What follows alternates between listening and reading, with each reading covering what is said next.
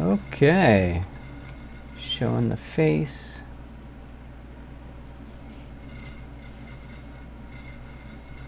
Oh, good. That audio is actually pretty good.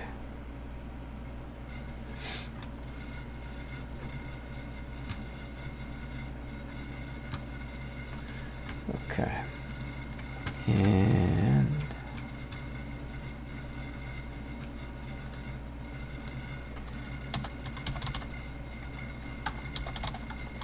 just telling everybody on Discord.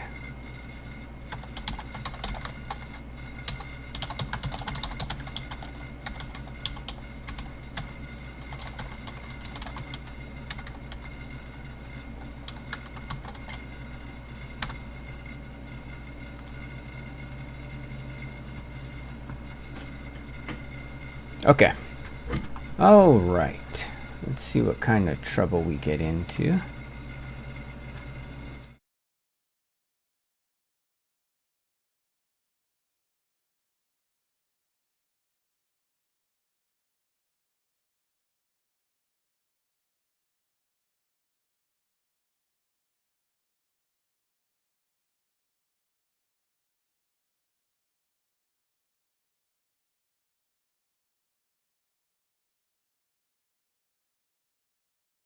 To today.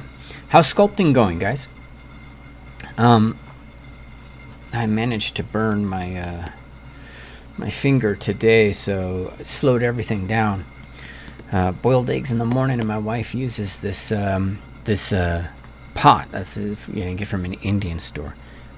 Obviously, in India, they don't believe in insulation at all, so I have water, cold water in the pot itself, but the pot is still red hot, I guess. It can't be red. It didn't look red.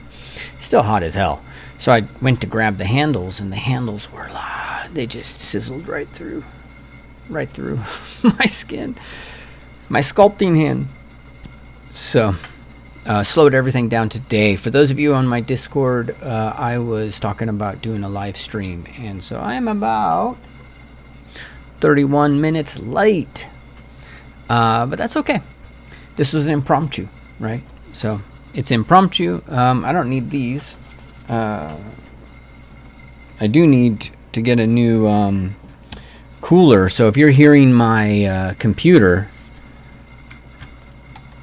that's something I got to get fixed. Yeah, it's a liquid cooler. So anyways, now it's better. So what's new? Gnosis, you doing amazing progress, man. Amazing. I love it. Maybe we bring in or talk about that today, and see where we go. Blum, what do you think about AI? Is that your thing? You get on a stream and the first thing you do is ask about AI? Fuck AI, man. Whatever. Doing a full body sculpt, Bocosin. Hello, Delta CG. Okay. All right, so the expected video resolution. All right, so it does not like my video resolution, so I will have to lower that next time. Fine, whatever. Einish.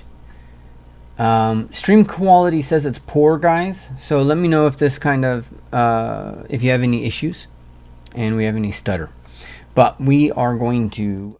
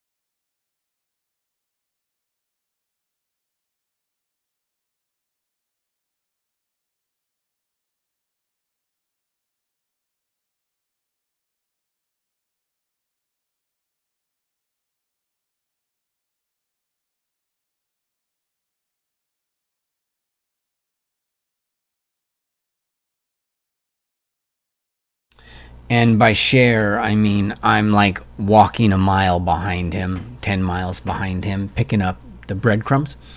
So, but anyways, I want to talk about constructive sculpting and how we start to think about it. Or really what I want to do is I want to sit down, sculpt in front of you guys, and try to unpack what this is. Because a lot of times I have the most success when I'm doing something live. It just activates a different part of my thinking process. So in the chat, if you guys don't mind, can you hear me okay? Is everything good? Is there any problem? And I'm going to go over there and check, but otherwise none of my screens are showing me chat right now, so let me know. And then we're going to get in and sculpt and see how we can construct something from imagination, because that's the way George Bridgman worked, is from imagination, right? And so in today's culture, in today's art world, so to speak, a version of the French Atelier has become very popular, right? And this is a version, it is only a version. You have to understand that, because the work that you see coming out of Atelier structures, like this is a new conception of it. They've started to develop, they used old tools, but they've started to rethink some of it, which I think is really neat, but it's not exactly what they were doing back in the day when ateliers were basically vocational schools. And I wouldn't call an atelier today a vocational school, because there's no jobs that are actually painting in oil paint, at least there's not in the same way as there was 100 years ago, where there was an entire industry built up around the show, the academy, museums, and people went to these shows like they go to movies today. So that all of that's like gone. And so now ateliers had to reinvent themselves and think about things in a different way, but they're so strong. Like you go to Instagram, you see so many beautiful things, and you're like, I just want to make something beautiful like that. But I don't have that feeling. I have this different feeling. After the French ateliers, construction became a really big thing in the U.S. with Bridgman at the New York, what is it called? The Art Students League. And then at the Art Students League, because, a lot of my teachers were learning from teachers at the Art Student League when I went to the Pennsylvania Academy. And so I want to share that other side, which, again, was more constructive. And in many ways, it became what we call analytical figure drawing today. But there's no real side of this on the sculpting side. And that's what I want to talk about. I want to talk about it from a sculpting perspective, how this works, and how we construct from imagination. All right, so hopefully everything I just said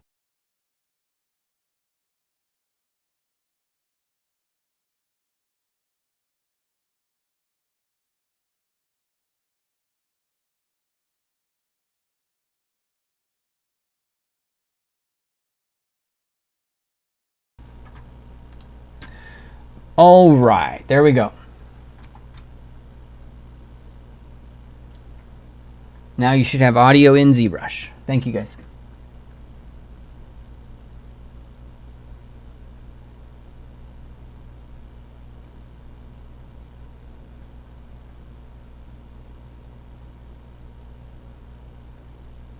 Okay, good. Thank you. All right, now, it's a little loud though, isn't it? It's hitting in the red. So camera, we're up there at top. Screen, we're in the yellow for the screen. One more second, let me just figure out what should be the exact same setup. All right. Okay, constructive sculpting. I think it's because I'm closer to the mic, so let me move the mic back a little bit. Constructive sculpting. This is what we want to focus on. Okay, sorry guys, one more second. This it's giving me constant error resolutions. Let me go on camera. Okay, I'm gonna go on camera real quick, and I just want to change my resolution and see if it will stop throwing that freak out there. Okay. All right, so what is it expecting again? It is expecting 2560 140. That's not what I got. 2560 140. And there we go. All right, now let's switch back over. Yeah. Oh, that's stretched. Let's do a test.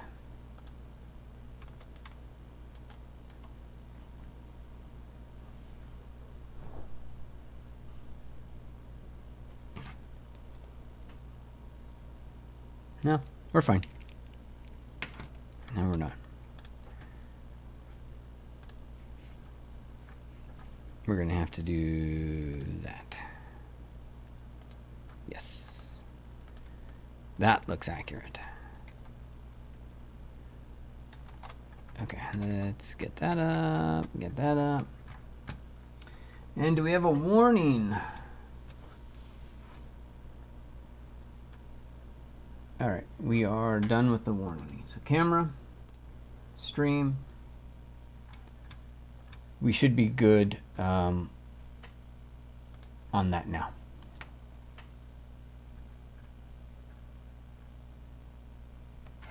All right. So again, tell me you can hear me. And we need to talk about constructive anatomy. And now because I changed that, this is all written, and I'm in trouble.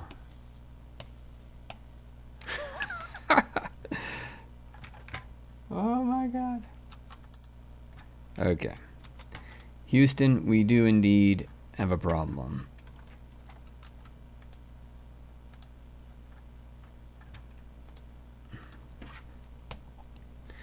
All right, we're going to have to let YouTube just deal with it. If they kill me and they cut the traffic, they cut the traffic. But we're going to use this screen. All right, so everybody can hear me. My audio is good. And what do you want to sculpt? What would be one thing that you would want to sculpt, right? And so when we sit down to sculpt, we can sculpt the head. I got a ton of stuff on sculpting the head. And I got a ton of documentation on structure and constructive approaches, right? So with the head, George Bridgman's 5 volumes is one of the most important constructive methodologies that we use, right? It takes this skull that we have right here, excuse me, and breaks this down into a sphere, a cylindrical form, a rectangle, and then a shape for the jaw, right? This is a lot of crazy. When you look at this just straight, it's a lot of madness. Now, what if we could invent the torso in the same way that when you go onto my Instagram, you see us inventing form there? We have many different tools at our disposal. So I'm going to start walking you through constructive tools, to mental models, to surface, and on from there.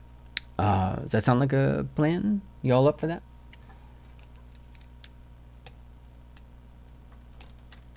Y'all want arms and hands? We can do arms and hands. Let's do a quick torso. So when we sit down to do this, we got to talk construction, right? So we have Z-spheres. We have just a simple sphere plus Dynamesh. And then we have, so Z-spheres, sphere, and then we have maquettes. So in my class over at kingsline.art, we've got a lot that we focus on maquettes. So I'm not going to focus on that today. What I'm going to do is the absolute worst, hardest way to do something. and that's with spheres and Dynamesh. Because from using this methodology, you have to understand structure, from go, and you have to have mental models of the form. So these mental models, they don't have to be terribly complex. You just have to know, okay, that's one head unit, right? That's our first starting element is head units. And then once we have head units, we go down and we extract about 4 or 5, something like that. All right, I think that's good enough. So now the let's get a little bit. Let's get a nicer head in there. Okay. At the 2 head mark is going to be the nipples. At the 4 head mark, that's going to be the pubic triangle, right? No matter what's going on, that's where the junk is. So these are like little fleshy landmarks, but they become quite useful. Now we have to ask, where's the pit of the neck? And that really means that we have to understand a little bit about how long the neck is, right? So I'm going to say, the eyes are going to be right there. I'm going to say the neck is about 1/3. So I'm going to grab that measurement, pull it down, and say, all right, pit of the neck is like right there. The width of the neck is going to be a little bit less than the width of the head, or it's going to be more, or it's going to be the same. It doesn't matter. Just, you're going to build it however you build it. Okay, and so I have this structure in mind.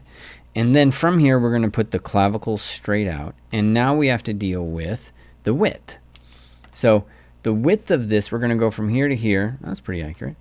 We're going to say that's 1 head wide. And then so we need to find about 0.75, and that's your clavicle. Okay. And then from your clavicle, now you can say, all right, drop down from the clavicle. Your bone of your arm is going to start to come out and be like that. Okay, the measurement that's really important is that from here to here, this is supposed to be 1.5, and from here to here, 1.25. And so all of this is just basically saying, when you construct this way, you have to hold these measurements in your mind. What's going on?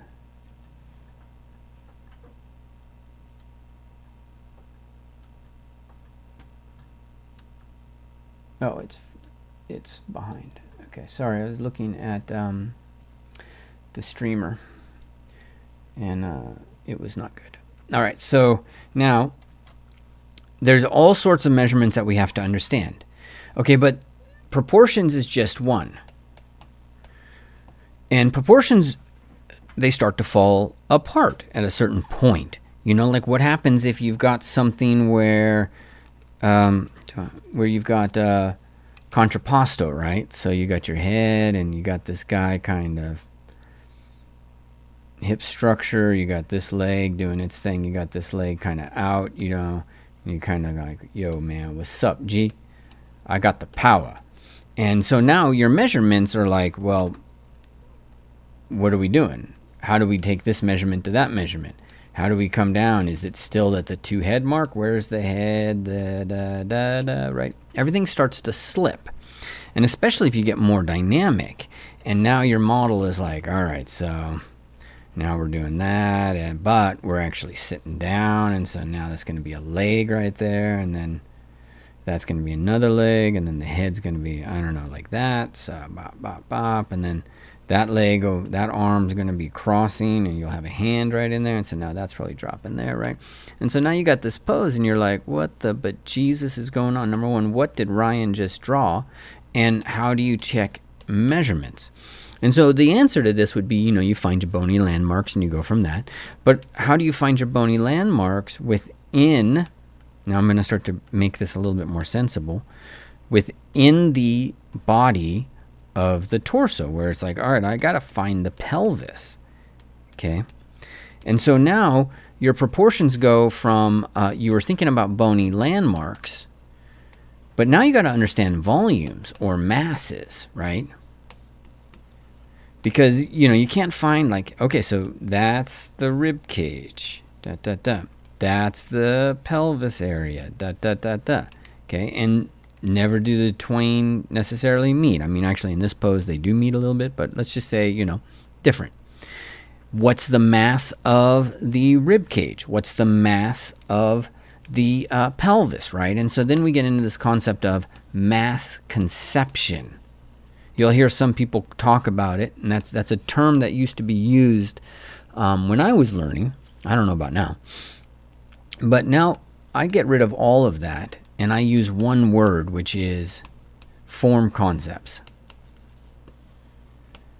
And there are many different types of form. There are many different form concepts, basically.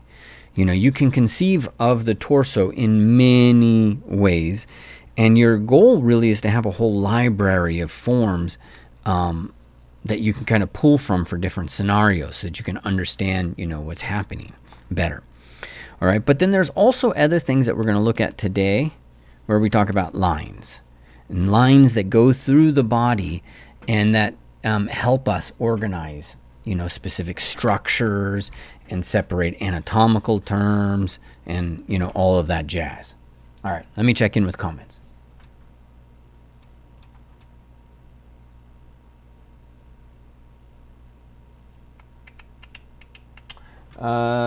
Okay, so there was some questions. Let me get to these questions. How do I get these questions?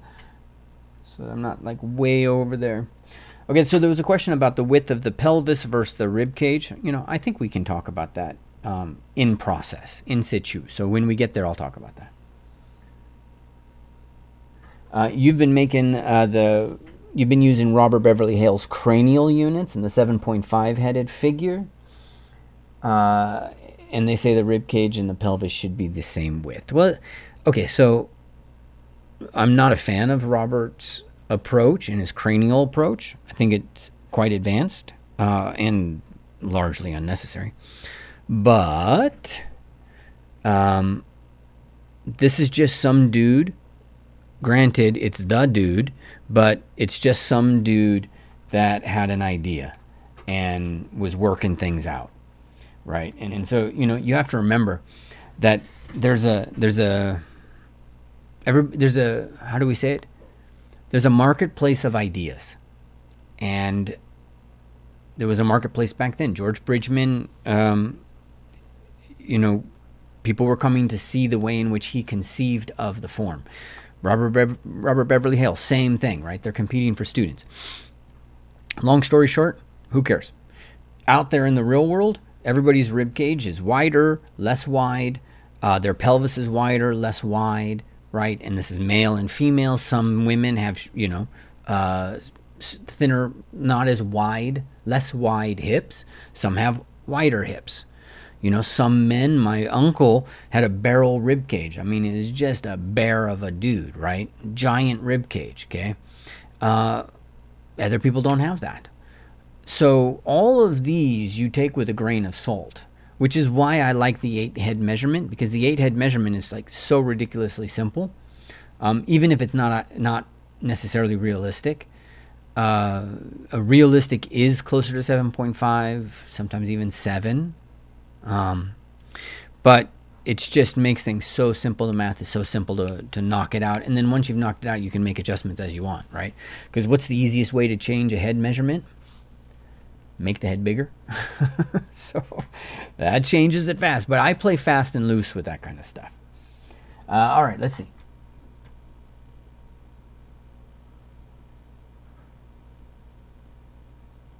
All right, there we go. Okay. Nidish, did you have a question? Okay, let's get rid of this. Let's get rid of the screen, and let's jump into this. Let me get my mic back a little bit. First, I'm going to start with the move brush. And the first thing that I'm looking to create here is a form concept. You'll see this on Procos, but it's from Marshall, if you know Marshall Vandrift. Who's a sweetheart of a human being and an art educator out of California that's been doing it for a really long time. I think they have a Draftsman podcast and all of that. And it's really great. I mean, this idea here of a being is fantastic. I'm going to stretch this concept out a little bit, and I have a particular bean that I'm going to make, but it's a fantastic concept to work with. All right, so I'm going to start a torso with a mass conception or a form concept of a jelly bean, a jumping bean, like this. Now, built within this concept, though, is very important data. That's what's really essential to understand about this, is that I've actually blocked the pelvic area out through my use of the move brush. And you can see it in the highlight you see right there. Okay, so I grabbed a corner and I pulled it. I grabbed a corner and I pulled it out here, and that just helped create a flat plane there. I did not do that with the rib cage portion at all. So here it's a little bit smoother, a little bit rounder. I mean, it is squared out a little bit because in terms of, let's draw a center line down here. No, that's not a center line. That's a center line. What? There you go. We're going to do costal arch down from here, maybe the 8th rib. And so you'll have the front of this be a nice little plane. And then there'll be a transitionary plane, so it'll go nice and neat like this. Then it'll kind of curve around, and then it curves around, and then it's going to drop off back there. So there's a planar structure to it as well, but overall when we're here, we actually just conceive of this a little bit more cylindrical, so to speak. I'm also making the pelvis wider than the rib cage because at the end of the day, this mass isn't just rib cage orientated. This mass is also accounting for serratus anterior. It might also account for the latissimus dorsi, which add mass. Okay, and so this is one of the functions of form concepts, is that they are really just designed, how do we say it? They're loose. They're designed to kind of be an envelope that you slowly laser in on, right? And so there's a hierarchy. So the hierarchy might be bean, and then under the bean is rib cage. And then under the rib cage is going to be the sternum, 8th rib, right? And so there's a series of hierarchical things that I start to think about. Okay. Where are we at now? Okay, great. Let me check Discord real quick and make sure that nobody's just like, hey, I'm having trouble. No, we're good. Okay, clear the screen. There's a proportion to this. Really? I didn't even hit a button that made you do that. You just did that on your own. One head, and then there's a proportion here as well. Should be, let's do the one head measurement. 1 and 1 should be about 1.75 with a little bit of space in between. And so this will vary, but if you ever wonder how much space is in between your rib cage and your pelvis, just stick your fist in there, or your fingers in there. And if you're standing straight up, that's like 3 fingers top. Okay. 3 fingers top. All right, now let's go, and I'm going to use the clay brush because it's great for creating planes. And I'm going to start to structure some of this a little bit. I do want to get a little bit of a neck established, so I am going to mask that out. Let's do that with a pen. And I'm going to just pull that neck out, and this is going to look a little weird. This looks like this character has kyphosis, because technically they do. So I'm going to establish the silhouette, the side planes of the back.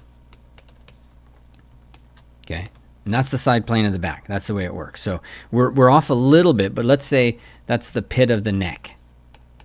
Okay, And then there's a diagonal line, and that's going to be C7. From C7, we've got an angle. It's an up plane that goes to the scapula. The scapula creates a flat, neutral-ish plane. And then from there, you have the downward curve of the rib cage coming all the way down like that. And then, of course, you've got the sternum. Voila. Okay. The pit of the neck, we're going to actually adjust this right now. This actually needs to move in. So the way that, if we look at that plane, you know, as its own entity, the pit of the neck really needs, you need that space. We're going to push it back, and then not only are we going to push it back, but in the back we're going to actually give it a little bit of a curve as it comes in and inserts itself, connects itself with the back of the head.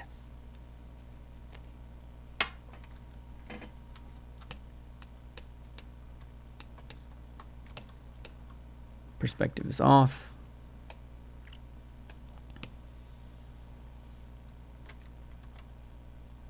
There. Clavicles are bigger than you think. Okay. Yeah, we're okay. So that is not good topology, and so we're going to spend a lot of time here just dynameshing things. Okay, this is a lot to dynamesh. Like I think that's too much.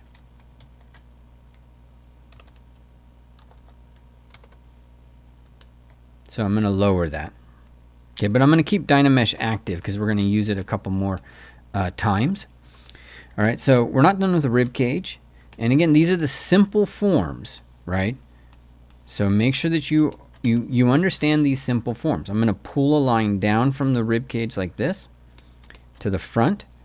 And now I'm starting to actually pick anatomy, which is a plus and a minus, you know. How early you get into anatomical details, you know, it can start to lead you astray. But I'm just, right now I'm outlining a path for you. There are many paths.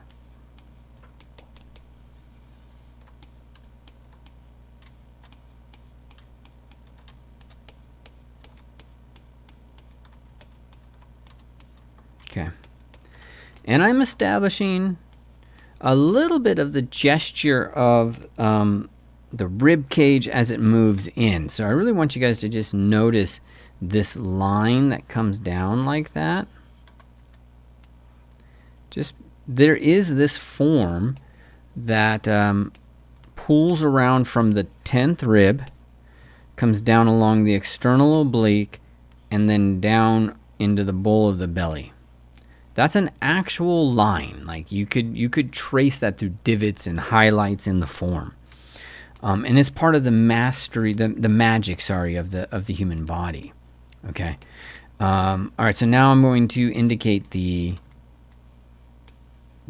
pelvis, and notice how I'm bringing the pelvis close, and notice how I'm adding the volume of it. Like if you're eagle-eyed, you'll be okay. So he's adding it in the last half, you know, because I'm trying to square that off. And so it's arguably squared about right there. The pelvis in and of itself is actually, it's not a full head wide. The pelvis is much, there's a lot fat and fat pads and a lot of stuff that go in. And also, like, let's go ahead and I already know roughly where, what's going on with my brush? I think I might have, yeah, there you go.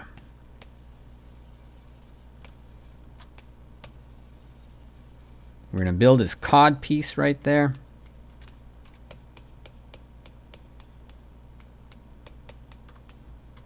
Okay. So from that cod piece up, ASIS. Notice how far up the wings of the ilium can go. I'm exaggerating a little bit, but they can go quite far. Also, notice how the volume, see how the volume accumulates in the front and how the volume is going to accumulate in the back. right? Isn't that a nice kind of a beautiful yin and yang that we have going on there, where it's like this is accumulating here and then that's accumulating there. So this kind of dynamic rhythm is something that the human body is built on. And if your work is looking stiff, it's because of that. There's almost no other reason. It's because you just don't have dynamic opposition as a core principle. Now I'm going to create the strap of the abdominal muscles, and I'm going to go over the rib cage, and I'm going to build a classic Greek structure. So a classic Greek structure is an up plane for the rib section, a down plane for the when it leaves it, then a normal plane here, then an up plane and a down plane, and the belly button will be somewhere right there. All right, and so that's the six pack. It's 1, 2, 3, 1, 2, 3, belly button, and the belly button is going to usually fit roughly in that middle space, and then you're going to get this piece that's kind of divided in two. Most anatomy will show it as one for good reason, and that's because the muscular structure, I believe right there is just one set of muscles. But what happens is there's like little fat pads that kind of accumulate. There is a muscle structure down there, but there's a lot of stuff happening in this area. Okay, and so yeah, that's about the structure.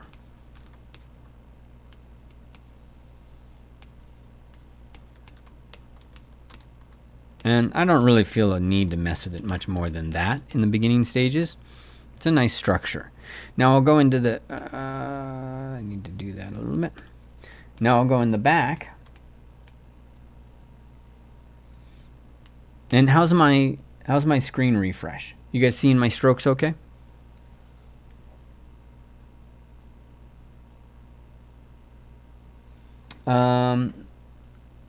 Are the head measurements for the pelvis and rib cage same for the male and female? No, because women generally have wider hips due to childbirth.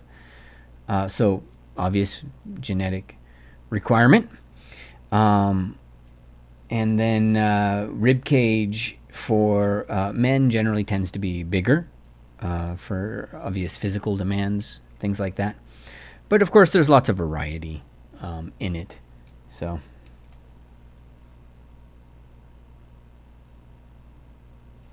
No lag on the strokes, good.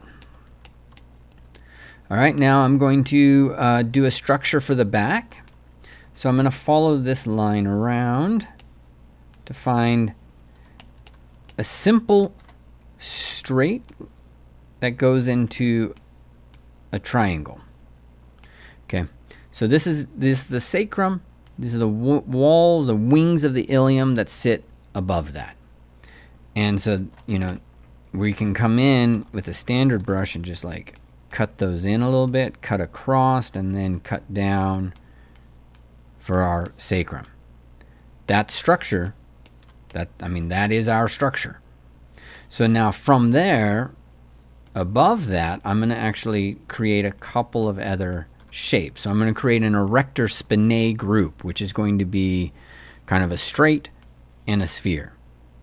This is going to be the multifidus, and then there's a bunch of other muscles that you'll see in the course, the iliocostalis and whatnot, longissimus, that make up a big part of that. But we generally think of this as, not that brush.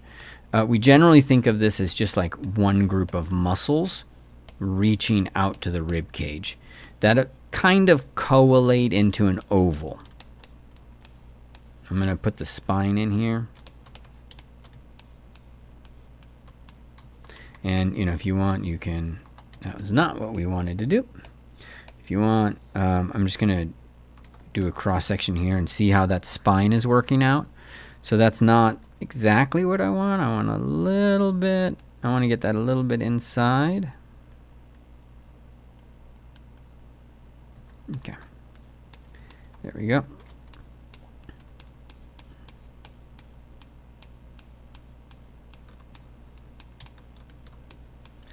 And the erector spinae group coming around. Voila. I also like to pull a line across from the wings, and then that mirrors here too, as the 10th rib really becomes one of the dominant forms moving down. But if you draw a line across here, yeah. If you draw a line across like this, that really helps you set up the plane change that happens.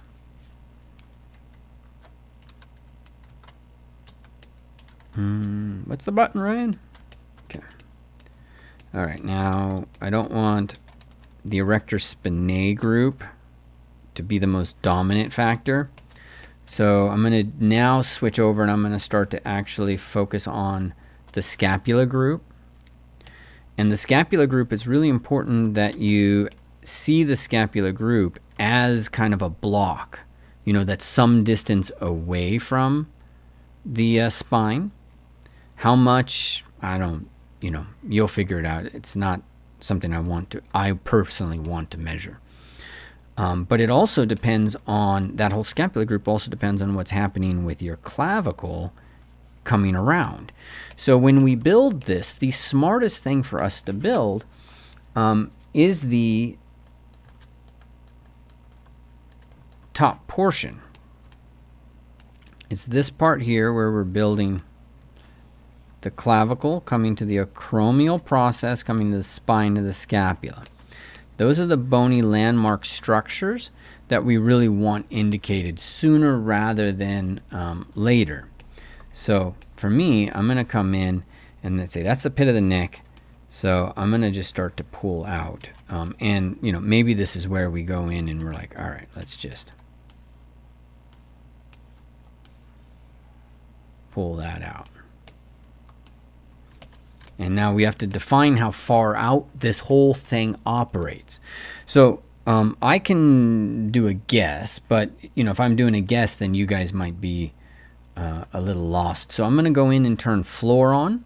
And this is, again, just, you can draw this in. This is really, I don't need you guys to do this. This is really just so that you have something to see it.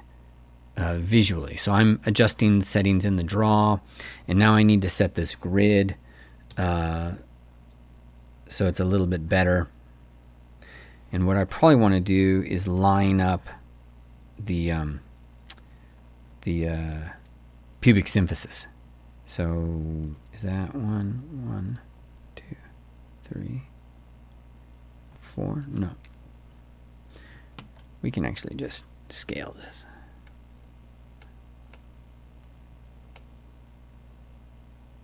I'm going to sink it down there, then I'm going to move that down there.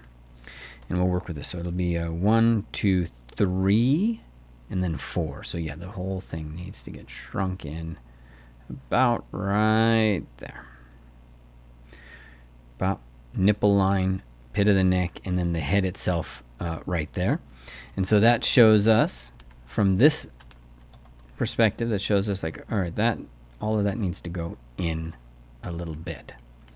Let's check the width of the pelvis. Yeah. So the width of the pelvis, let's just take one head unit. That's basically right here. So it's inside, which is what we want. That's the ASIS, ASIS. All right. And then, yeah, that rib cage is going to come out a little bit, but we could move it in. And then from the pit of the neck, we want the clavicle to be about right here and the acromial process to be about right there.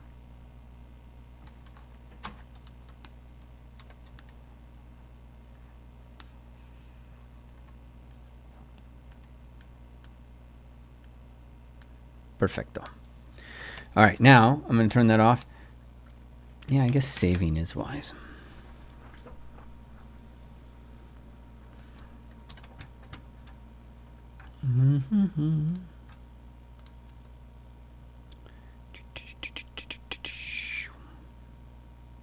Come on. 2025-1003. I think, yeah.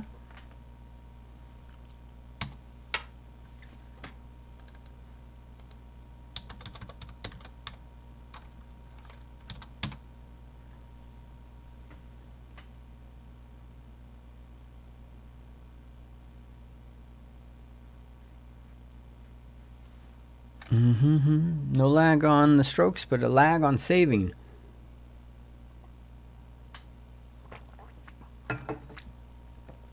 Come on. Can't be that long. What's going on?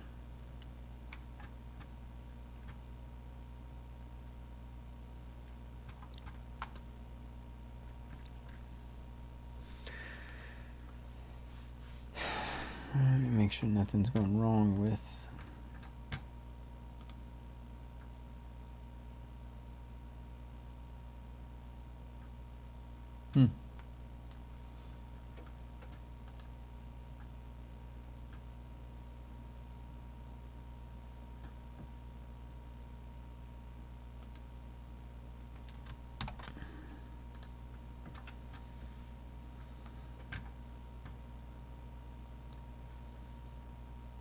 What's covering up so much memory? Do I have Photoshop open?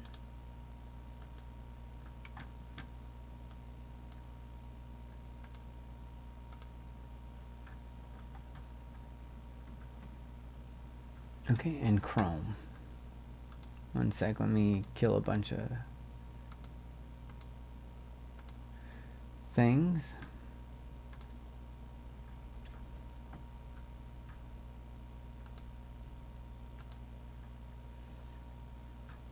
All right, there. I should be in a little bit better shape.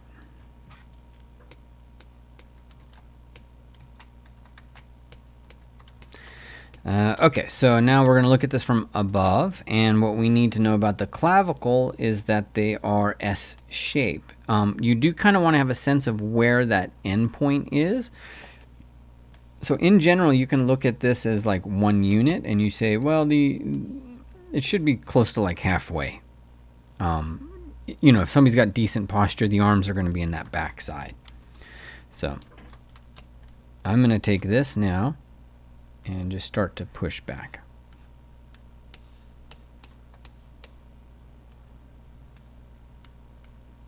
Like that. And then just to make my life a little bit visually easier, I'm going to just pull that plane straight down. Later on, we'll build that back up for the pectoralis. But I just want to do that. And then let's clean up the geometry. And let's get the spine of the scapula moves down at an angle.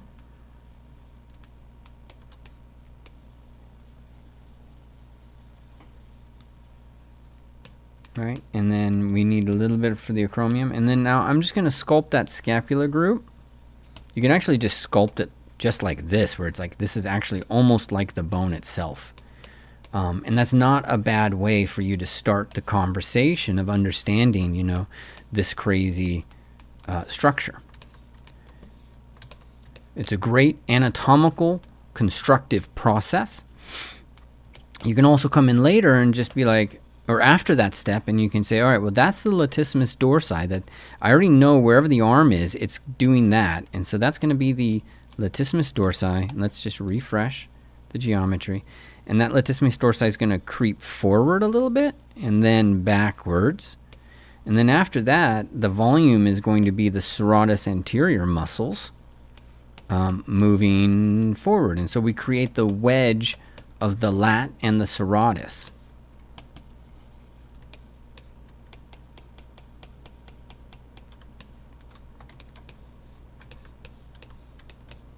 Let's fill that in. And then not only that, actually, I need to inflate that. The acromion process has to have some volume. Okay, but not only that, now we can actually go in and we can build in the massing of the trapezius. And the massing should be a relatively simple conception. Do you see that simple conception? What we're doing is we're just taking from the acromion process and we're just really building a shield, right? You know, just from there to there, and we're going to have this mass come like this. This is actually a portion of the anatomy. This is called the transversal portion of the trapezius. So I'm just going to go in and build that transversal portion. Once I'm done with the transversal portion, then I can build the descending, or I think they call this the ascending. I always forget.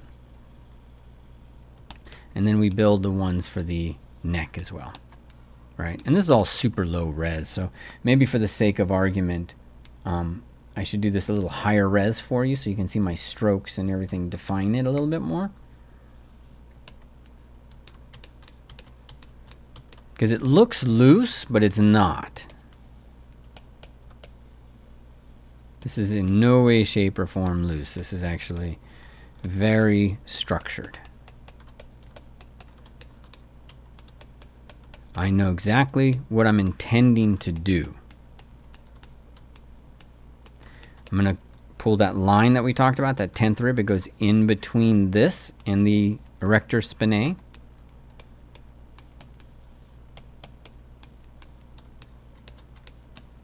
Pull it around, make sure I know where my 8th rib is.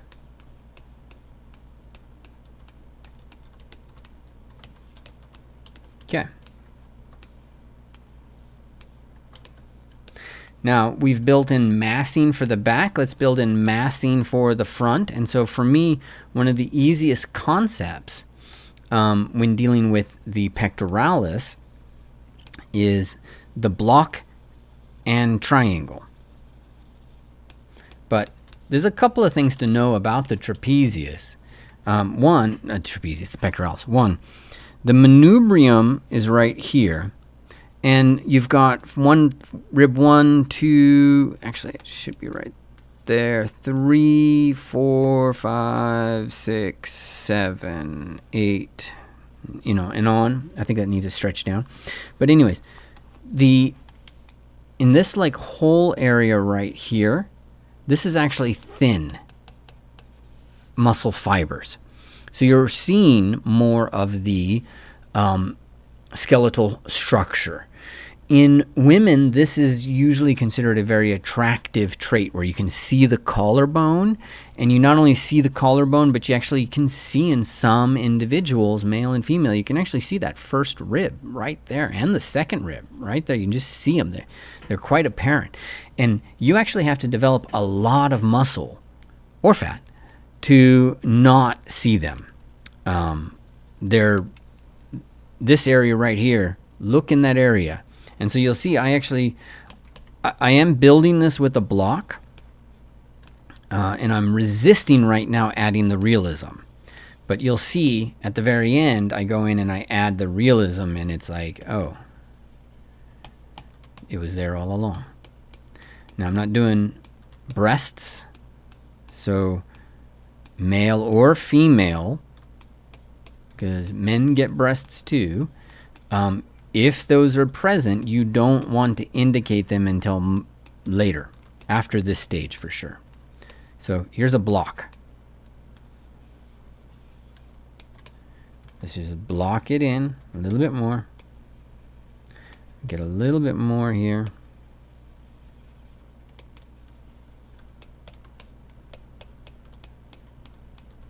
And then the next piece of this puzzle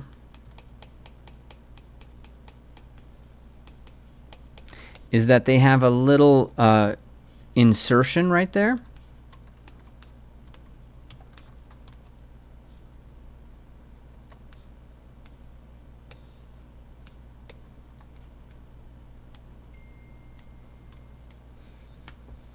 My ringer's on.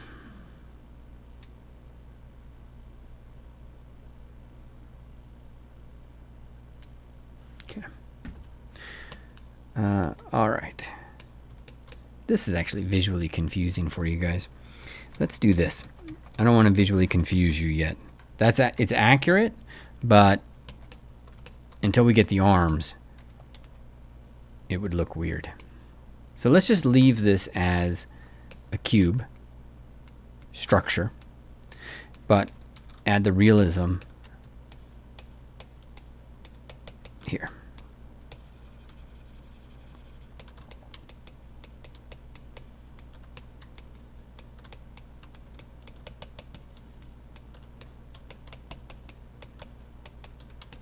I'm going to get that 8th rib.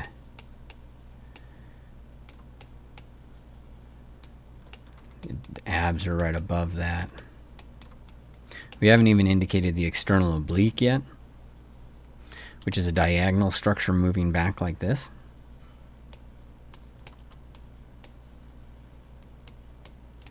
And if that's the pubic triangle right there, then the butt needs to drop below that.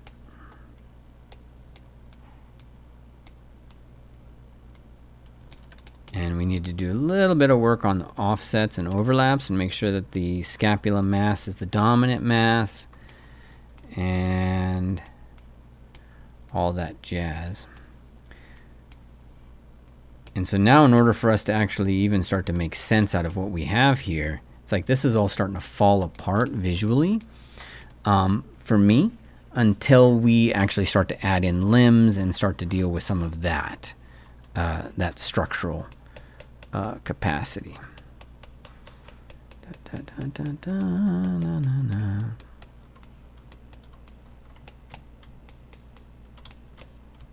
So I think we need to do that, but let's get the butt with its little bit more structure.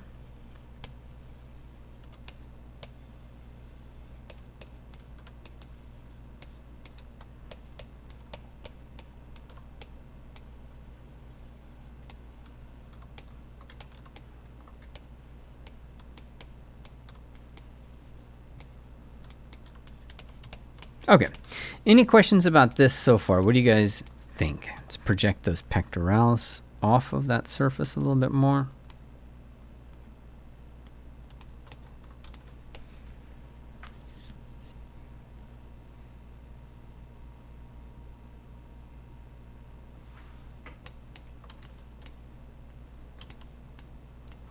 I don't like that. That's what something's bugging me. And you see how there's that indentation right there? There we go.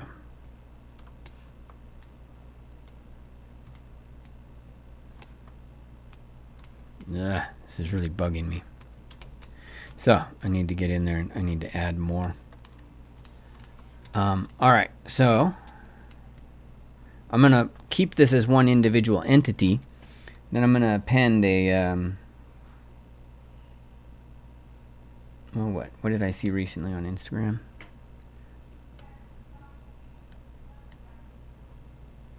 Just turn that into a sphere 3D. No, cylinder 3D.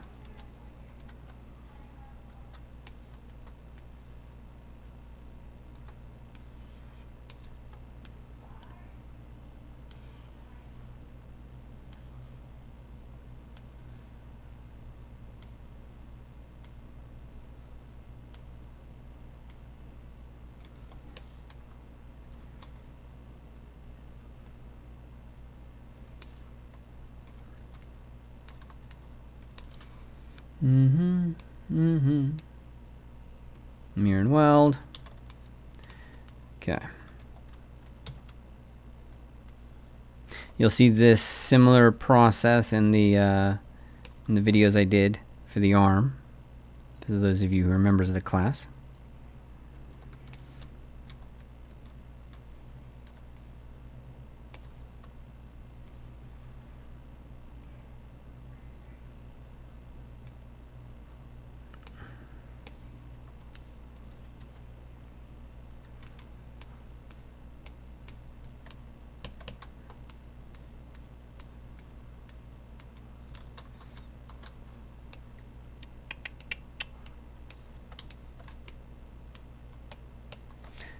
Group visible.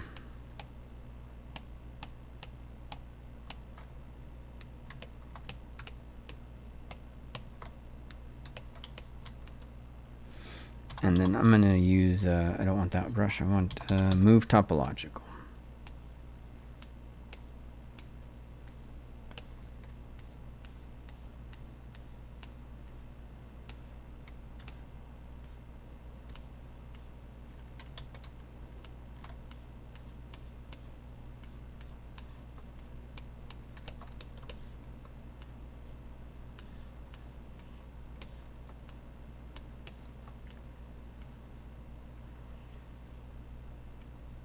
Okay, check our measurements. Visually, I think I'm okay with this.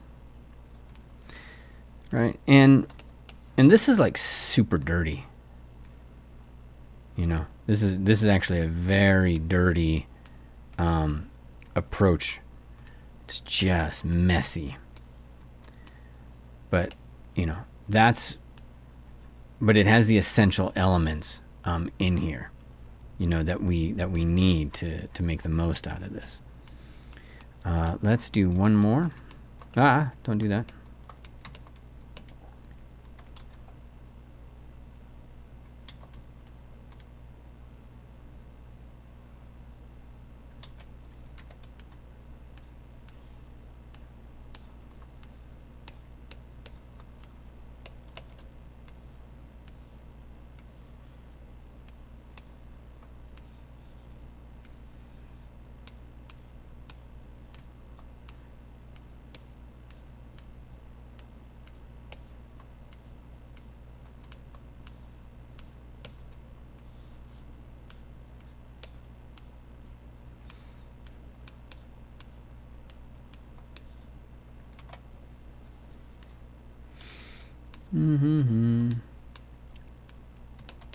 Okay, look at that.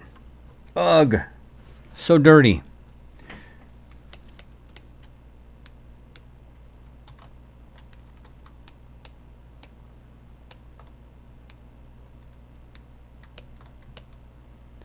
Now, let's just inflate a few areas.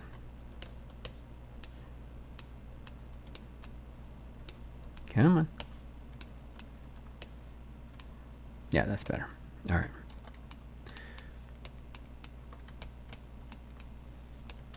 Now I've got enough geometry in there to help work with a few things, and so I'm going to now go and establish some of the basic structure. One of the first things I really want to establish is, the overall volume of the forearm. So the forearm's generally divided in half like this, and that top part, that has the volume.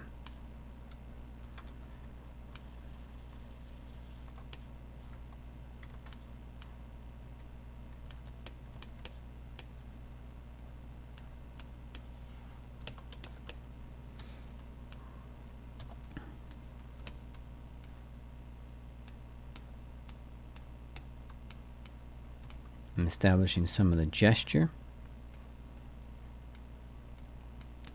Width of those wrists.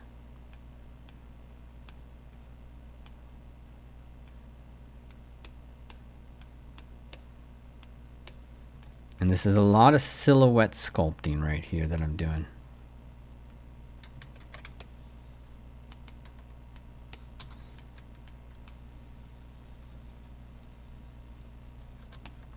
Squaring that bottom half.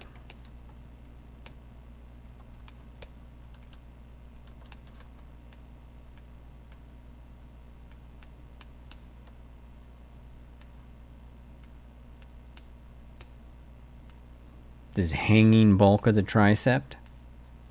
That hanging bulk of the tricep also creates a high point here.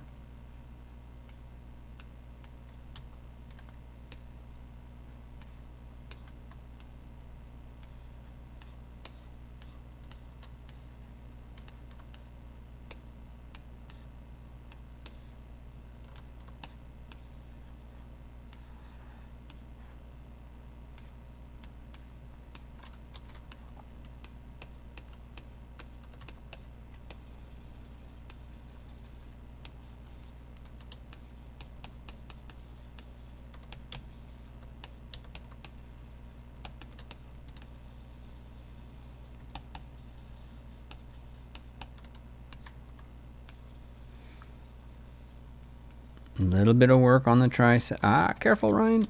I'm keeping this volumetric. There's a stage you just saw me kind of try to go into it. This is where we start to deal with structure more. And volume is different than structure, right? So when we're sculpting, for me, when you get into it, you can mix and match. You can do whatever you want, right? But if you start to add the structure too much before you establish the proper volumes, then you're going to start to miss certain silhouette issues. So I like to lock in silhouette issues so that structure is really just about lining up parts as opposed to going back and being like, oh crap, we screwed up the foundation. Now we have to re-engineer the foundation, which is, never good. So we want volume more. I don't want that back plane, I want volume. So I'm going to come in with the inflate brush, not the clay brush. And I'll smooth things out. Maybe the standard brush becomes important. Look at that topology. It's giving me crap. Smoothing, inflate brush.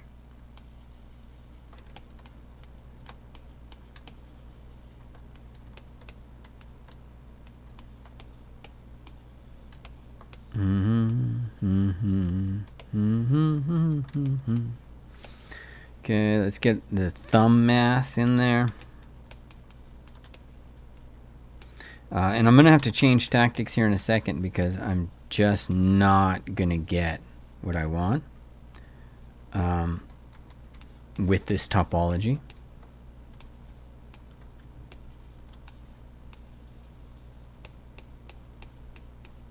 Establishing the ramp of the wrist coming down, and then how that changes as it comes down to the thumb side, as it comes down to the other side, the pinky side.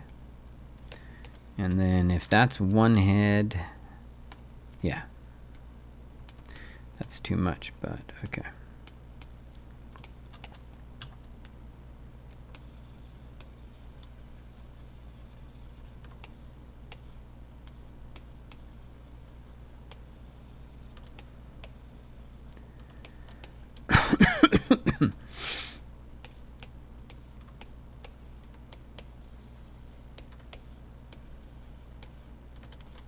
Okay. In order to do anything more with this, we got to change that topology. Let's divide it a few times and then freeze it. That just stores the information, and then we can z-remesh it for a lot less.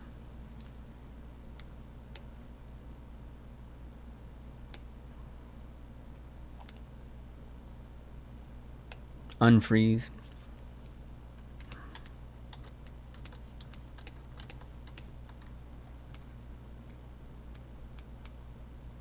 Watch that ulna.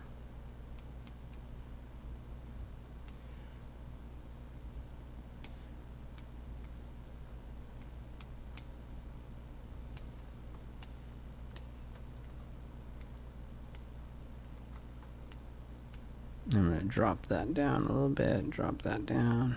All right, now I'm making decisions that have a minimal impact. So let's go back here and let's draw in that little triangle that we drew before.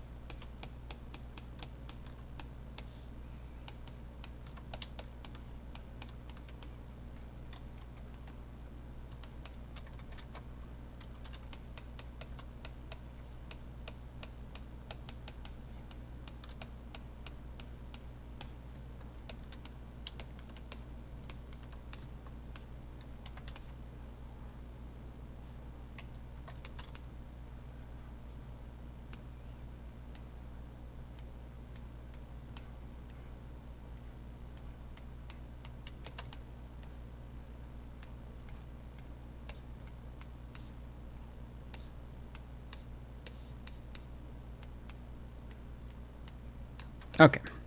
All right. Any questions about what we got going on now, right? Ultimately, we're in this constructive approach. We're going from volume to structure. So, for example, right now I've got roughly some volume. This volume is also, you see this where there's flat planes here, I always recommend that people, try like the devil to just start with the simplest volumes they can.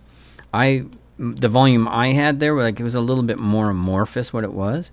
But when you get lost, it's like, just go back to this simple structure of, like, there's a back plane, there's a front plane, there's a side plane right there.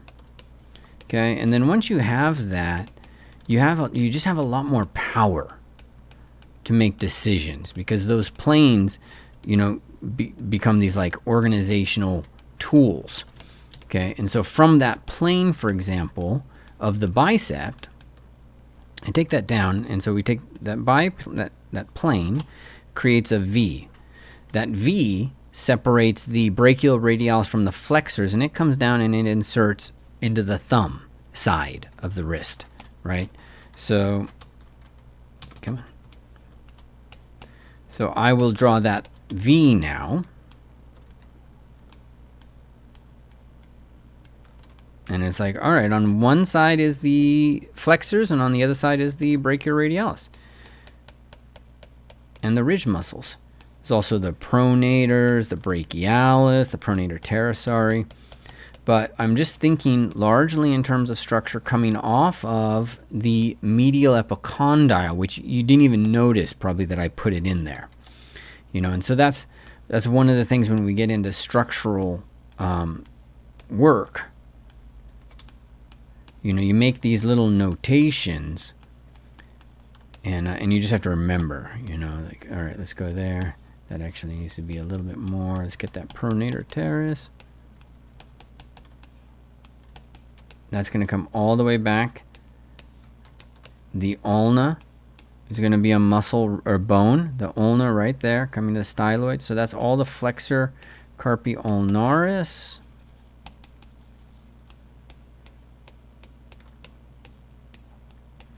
The meat of the flexors does tend to stop about right there, and then there's something deeper underneath it. Then there's the palmaris longus tendon. On the side here, we can establish,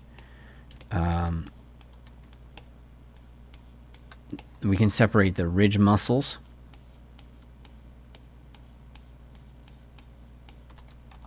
from the extensors.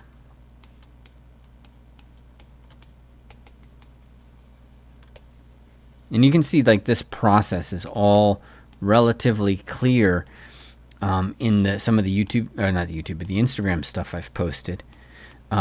Ray Bustos has this thing where he calls these the twins because it's two muscles, and then down below these are the mini twins, and so these mini twins are really responsible for that kind of that has to happen in the wrist.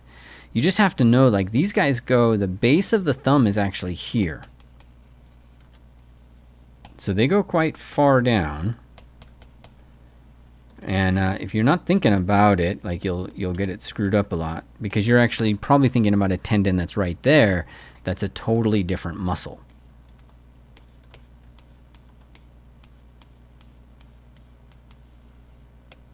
Okay, a little bit of silhouette work.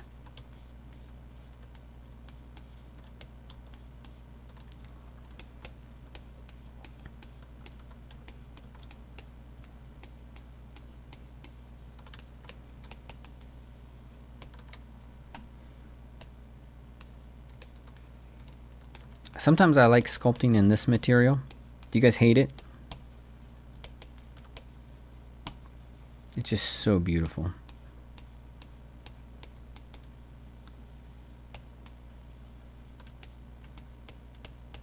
I have so many pounds of monster clay. Just so much of that.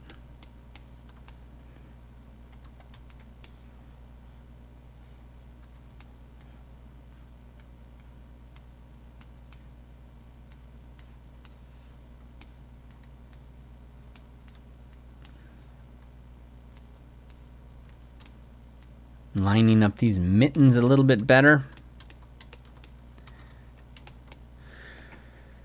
Let me switch over to alpha 28 so I can get a little bit more cool surfaces. I'm going to lower my depth embed.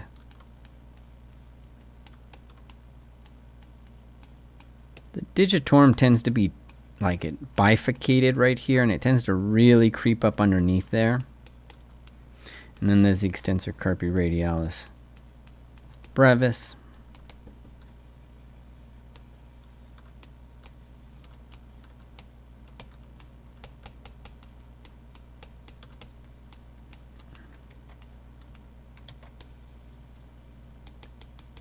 Something's wrong with my process. It's a little too loose today.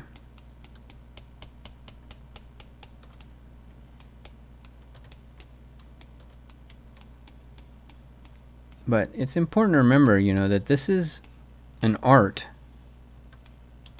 It's a craft. It's not a manufacturing process. Some days you're going to have a different approach. You're going to have a different mindset to it. And, you know, sometimes that mindset doesn't work.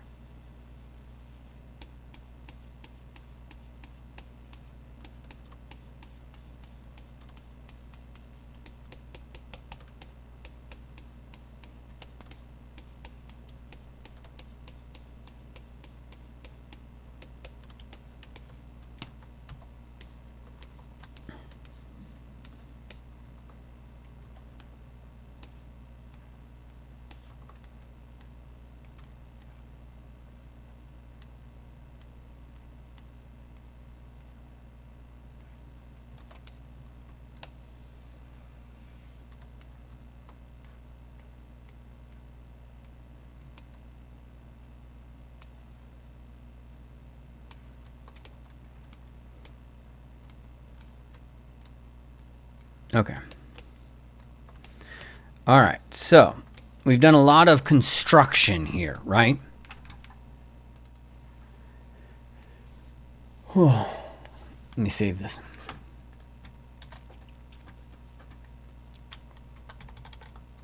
I should have gave it a number. Oh, it's taking so long to save because of the Lanteri head. Lanteri body that's like 16 million polygons. So I'll delete that. All right, so this is, again, this is a constructive approach, right, from a basic neutral perspective.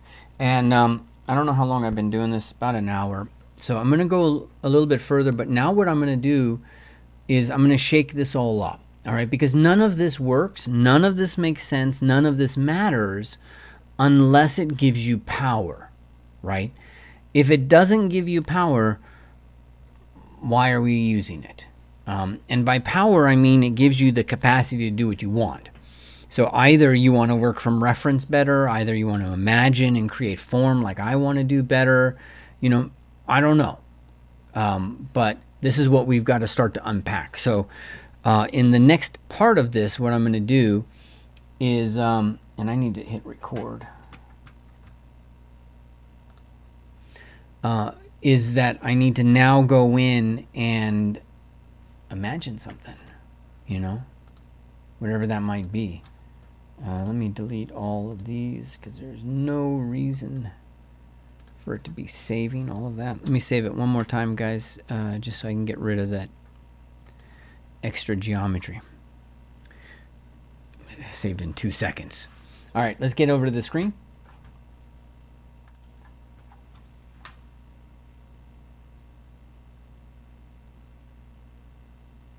I'm just looking real quick, 1 sec.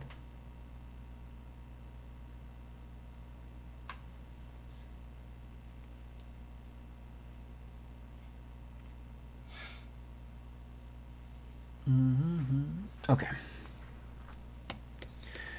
All right, so I'm gonna now, let's just go into a sphere.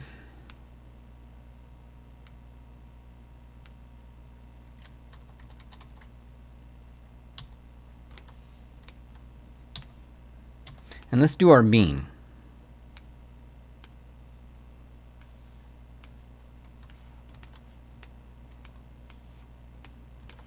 I don't know what I'm going to do, guys.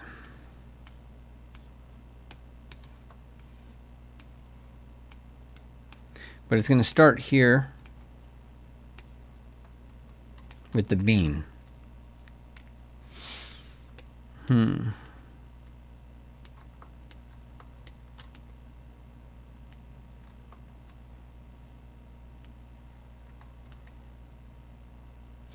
Let's try some Z-spheres.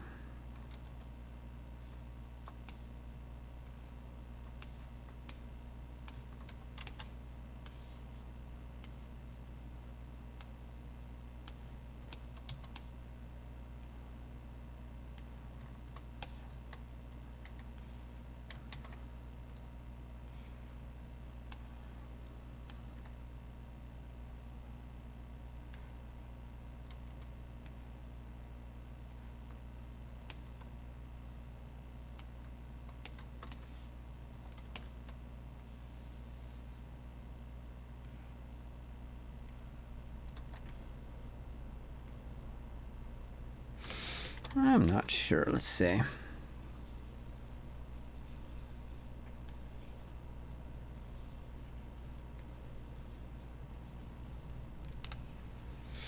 Let me just sketch around a little bit and see if something kind of impacts.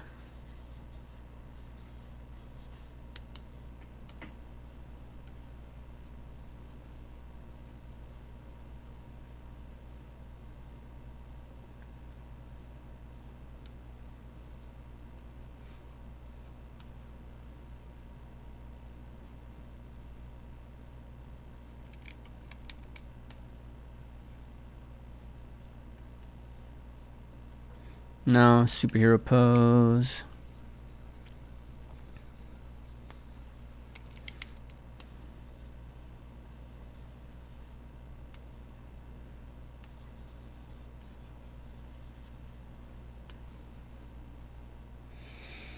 Huh.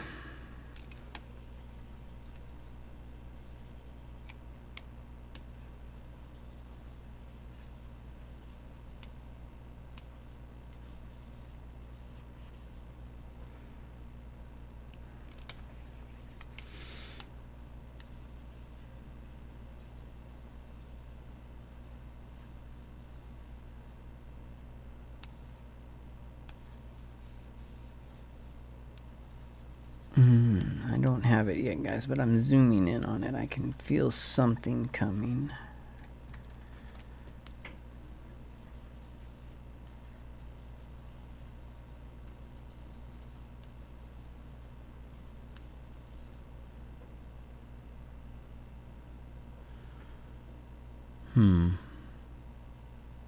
Kind of like something here.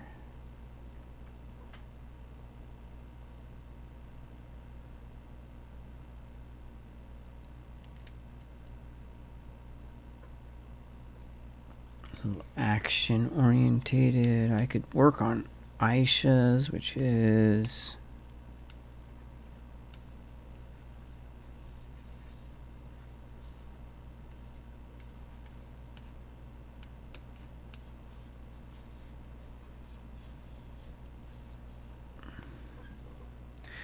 I don't want to do that one either.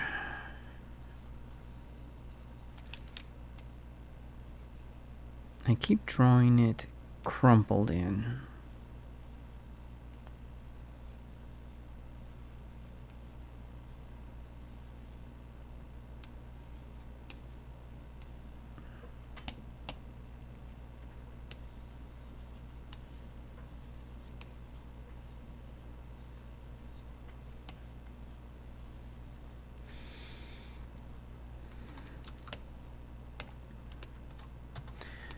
All right, let's see if I got something.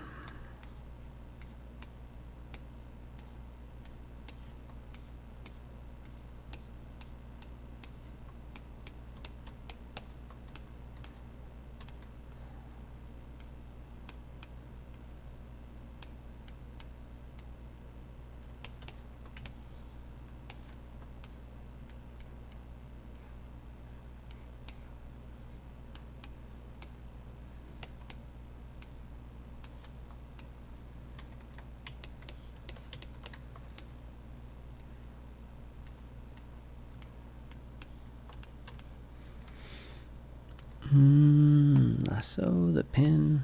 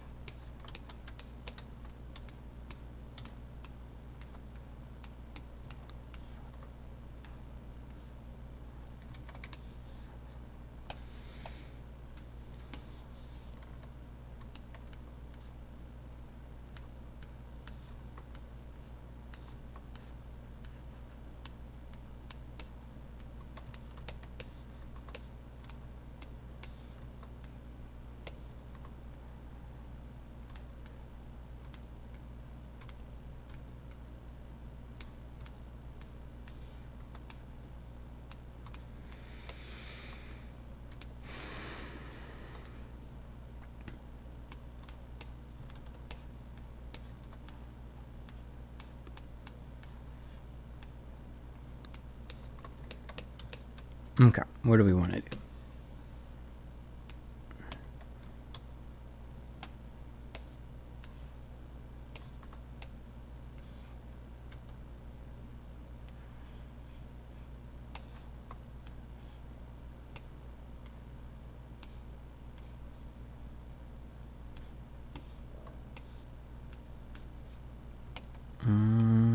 Okay, so if that's going this way, then let's try this one.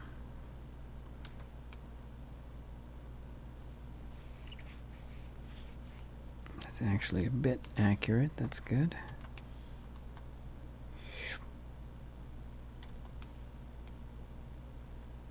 Yeah, we want that because it'll cause that to be off a little bit.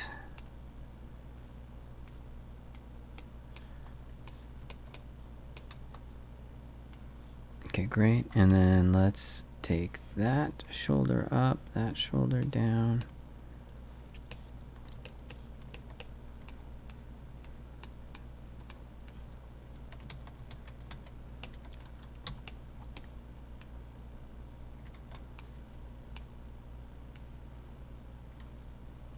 Mm-hmm.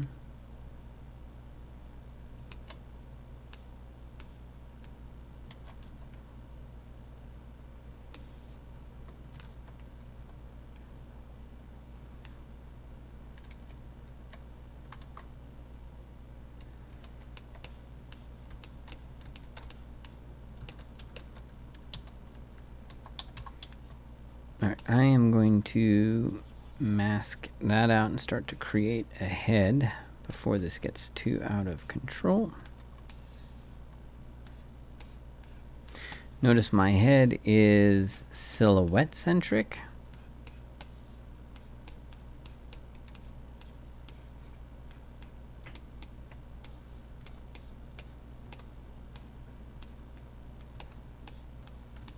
And within that silhouette centric, I just want to spend a second and show you, like, it's pretty easy.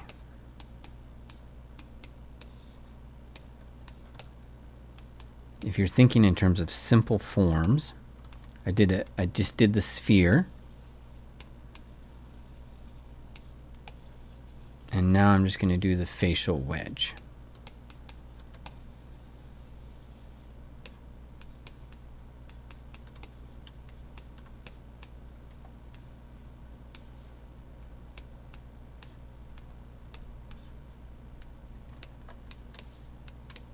See, if you can hold these mental models in your mind, then you sculpt them from anything.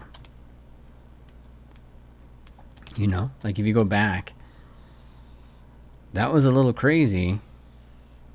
But what did I do? Step one, establish an oval, just a sphere.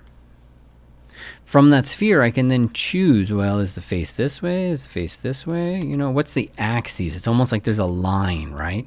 And then once I have that line, then I have the parallel forms that I have to build. It's not like, it's not a mistake. It's just, it's a process.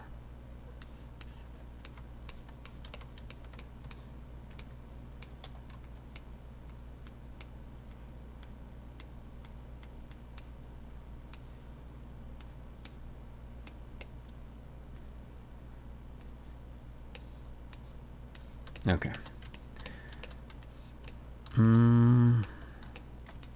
Let's do the legs.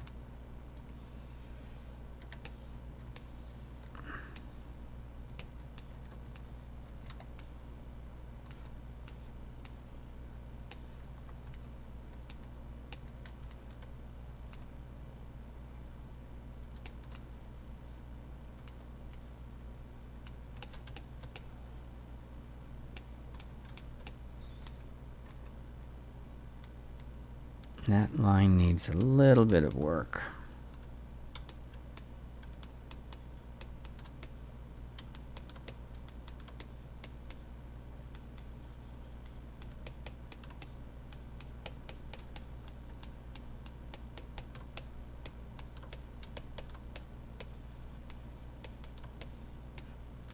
Yeah, I can already see some problems creeping up, so good. Notice how I'm just going to let those intersect and interpenetrate. But if you're eagle-eyed, you'll also notice like this is actually the gesture of the leg, where with that dynamic opposition, the bulk of the thigh is at the top, right? And then there's a little bit down there, but they're at a diagonal. Okay, and then we're going to figure out the leg, the lower leg, but whatever it is, it's going to fall off at an angle from that.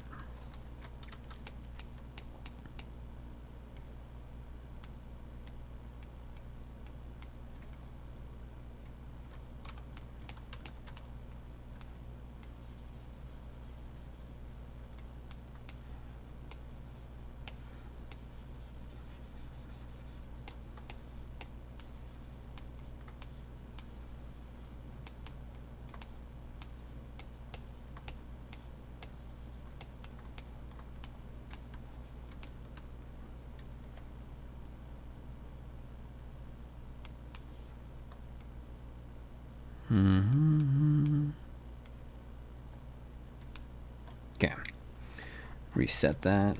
Why don't we push that back up a little bit? I don't really want to lose that just now. Okay, now let's grab that.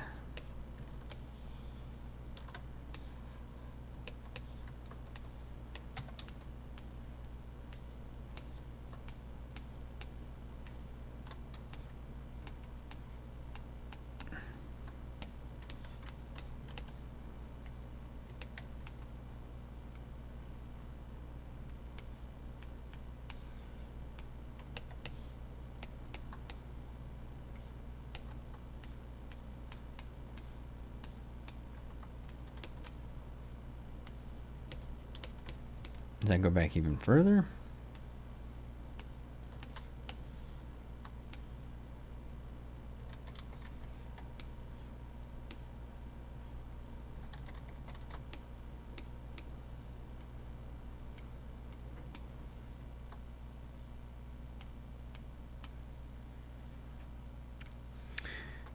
This is looking like a feminine dancer pose.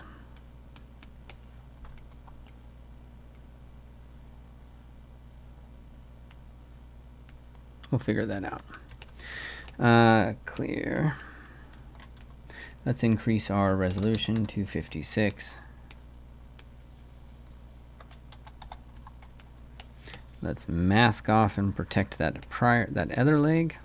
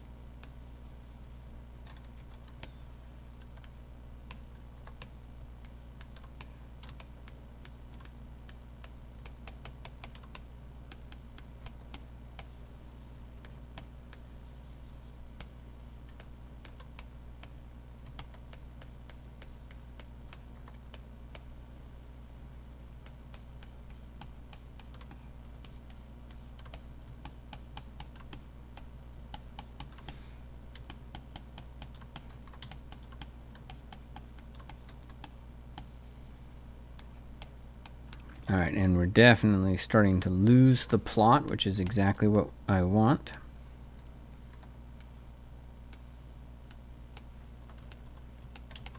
And I'm putting little notations in there to try to save myself. Some work, some don't. I'm thinking a lot about volume right now.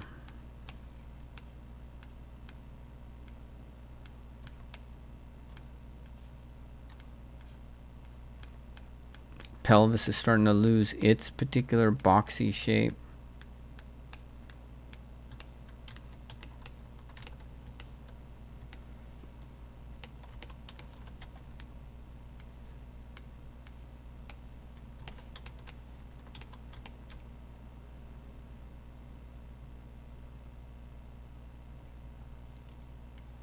Should be right about there.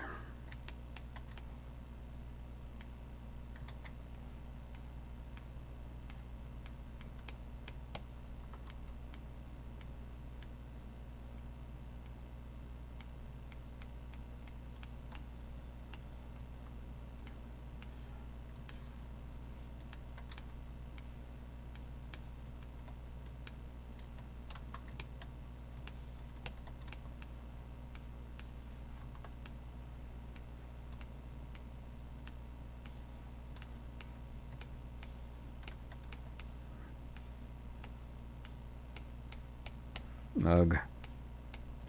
Starting to, it's scary. It's like, God, can I pull this off? I don't know.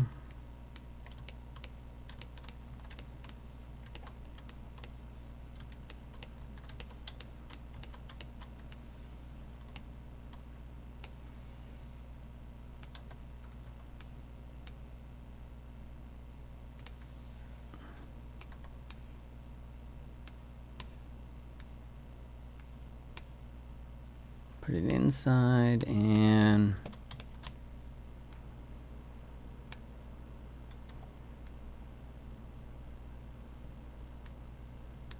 okay, let me take this pose.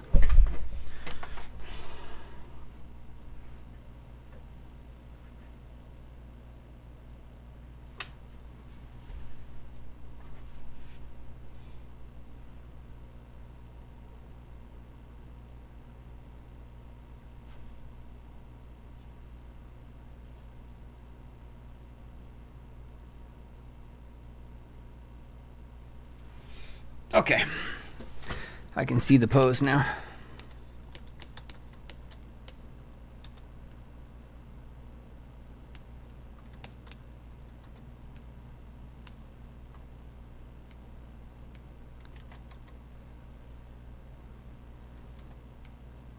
It's a bit of a classical pose. And in order to really get it, we're going to need the arms.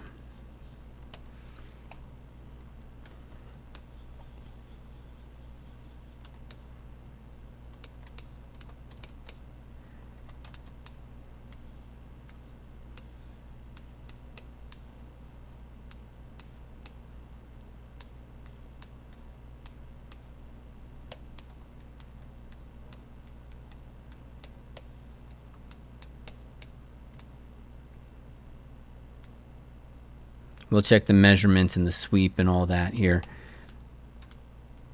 And we'll probably definitely have some time to correct it.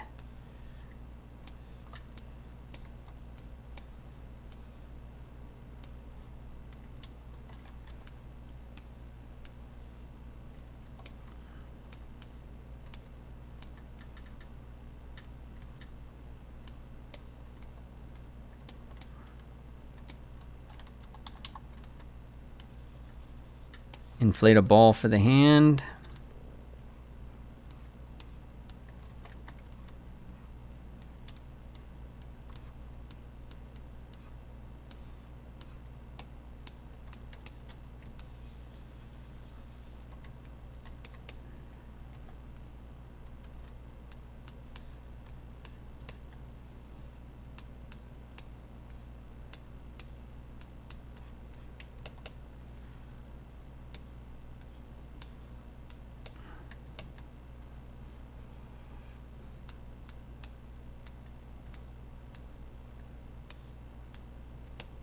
And then this.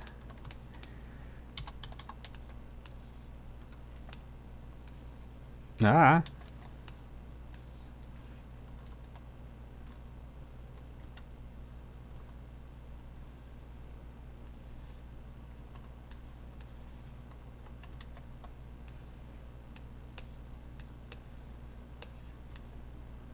I need to keep that away from the hip so that when I dynamesh,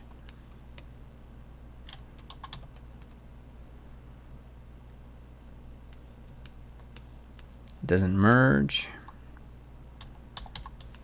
And there we go. Oh, right, all kinds of messed up stuff in this now. Spot the problems.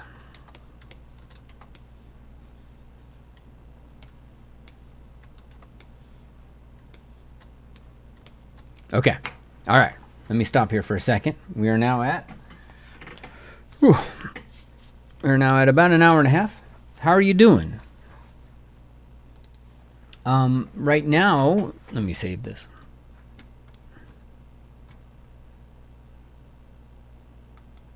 Did I do this in? Yeah, I did. Okay, good.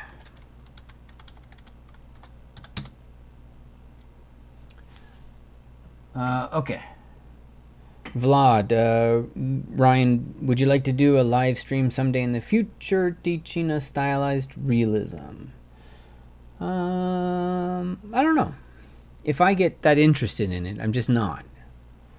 But there's so many great people. Leticia Gillett, somebody you need to check, yeah. And then Gnosis, so how do you practice sculpting from imagination? Just sculpting? Well, really, I mean, you kind of saw it was starting with block by block, right? Starting with one block, and then really all I did was I just got a twist. I actually couldn't figure out the pose.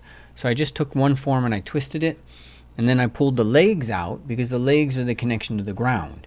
So they'll also determine like what's happening with the arm. And so now we're doing kind of a classic, kind of like warrior pose where it's like one arm up, one arm back. And it's even a little tame at this point now. I'm going to actually have to go in and push this a little bit more. I was thinking it was actually looking a little dramatic, but it's not. So it's really just like this, just moving one thing. The biggest piece is just the mass conception of each stage, right?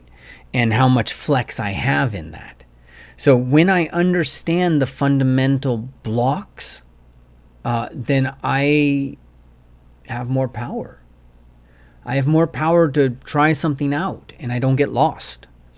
I can see, if a particular form has energy or not, Because my goal for you guys, and really the whole reason why kingsline.art exists now, is to give you this power to create from imagination. Surely we can create from reference, all of these things. But to pull something wholesale out of your mind, I mean, that's the holy grail. That's the key to create. That's the main goal I have.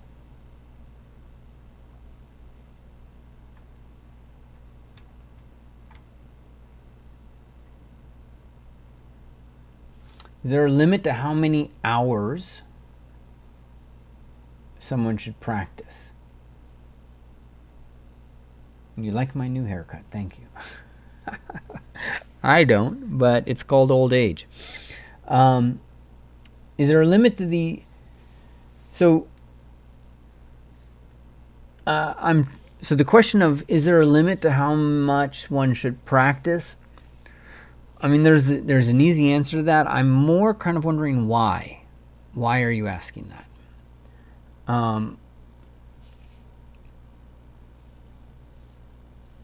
Do you have an agenda, like you need a job in so many hours? Is there a point at which it becomes unproductive? And you're just trying to maximize things? Do you have limited time? I don't know. Like, there's more to that question, because the answer to that question is, well, as many times as you feel like you're comfortable and you're learning. So if you can do that for 20 hours a day, then God bless you. I did it a lot more hours when I was younger than I do now that I'm 52, So there's too many variables. But the primary thing is just to understand that there is 100% we all have a capacity. And you have to work with your capacity. If you're not working with your capacity, then you're going to get burnout. And if you get burnout, recovering from burnout is disastrous. It's really hard.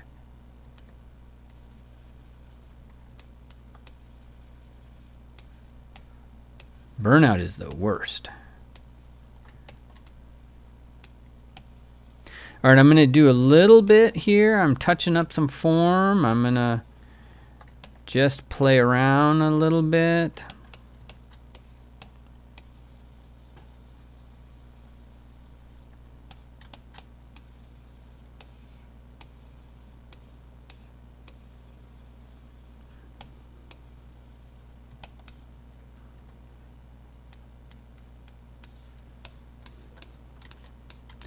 Okay, lots of problems, but there we go.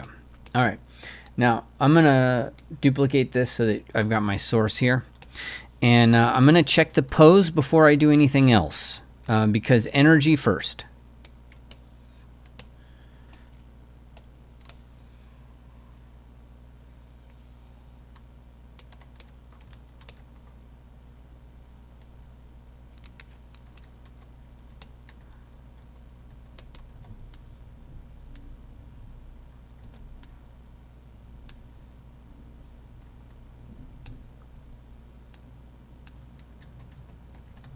Yeah, needs that movement.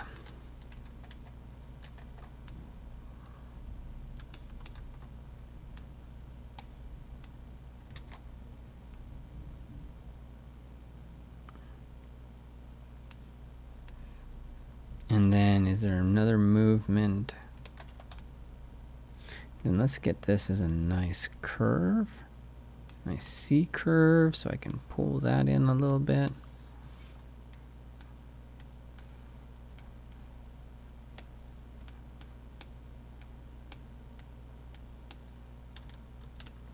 I'm going to check cross sections here in a second, but I'm basically creating the sausage casing. You know, like, you see how this is so broken? Let me refresh it, pull it back. Like, there's just, how do we integrate these surfaces? This and this. And the answer is, you take a line from the, to the ASIS, and then you take that around like this. And that line, that's the sausage casing of the torso. It doesn't change a lot, guys. So I'm going to use this line to just reinforce. I just have to redo it now that I screwed it up. See, I'm going to trace that line. It's this line right here.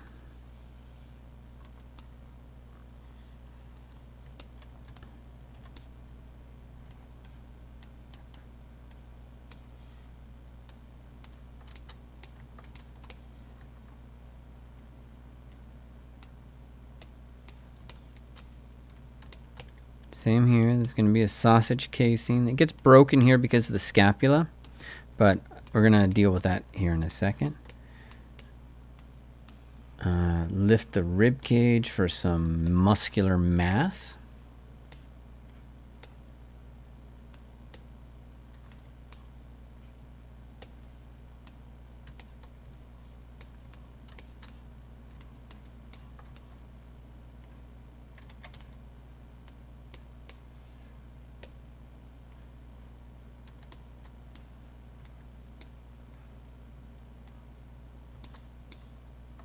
Okay.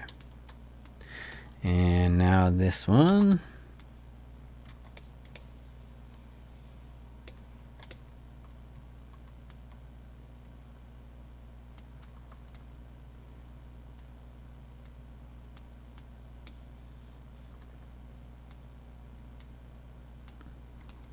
And let's continue that.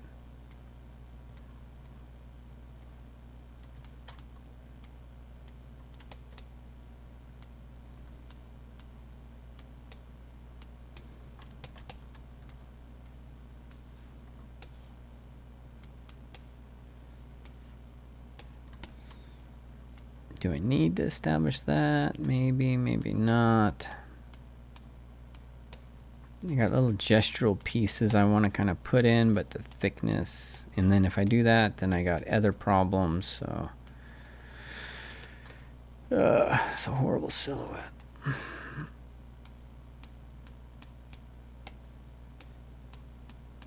Okay, no worries. And then that leg is obviously jacked up.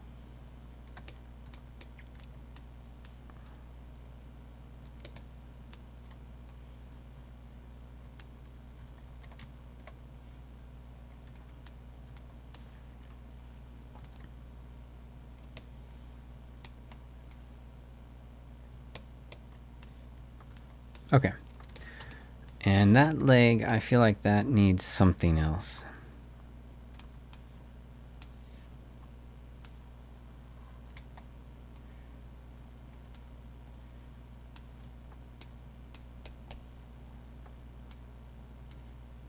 Can it go like that? It's a little...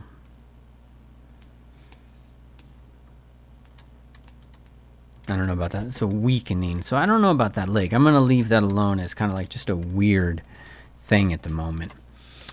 And then now what we do is we go in and we find bony landmarks. So we divide. We say, all right, we're good. Damn standard brush. Turn the brush modifier off because that is crap. And just like when you draw,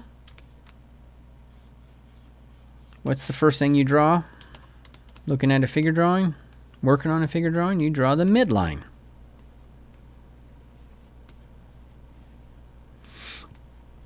From the midline, you're going to get to your ASIS. You're going to also get your intercostal arch, right? From your ASIS, you're going to go up and you're going to get your wing of the ilium. The wing of the ilium is going to then give you your sacrum, which is below that. It's going to give you your other one. Okay, so then those guys go this way. And then because you're twisted, you're going to have that. And the that's a good long curve, straight curve. Yeah, that's good. I'm going to go with... I always have a hard time with the front and back. So a lot of times what I'll do is I'll come in and I'll say document and just store a front view, because that actually stores a back view too. And you can switch back and forth. And it might be worth it to grab a section, front and back, and then flip it.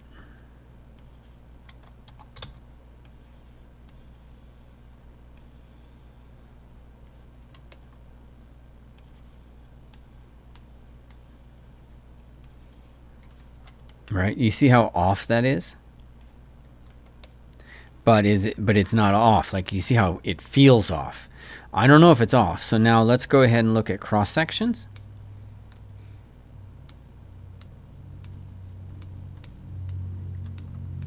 And so that would be the directionality. So let's see.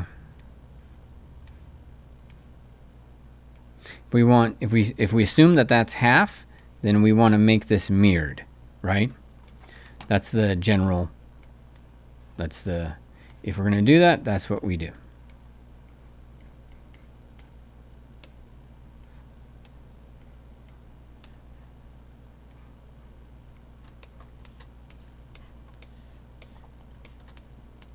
So that's a little dodgy.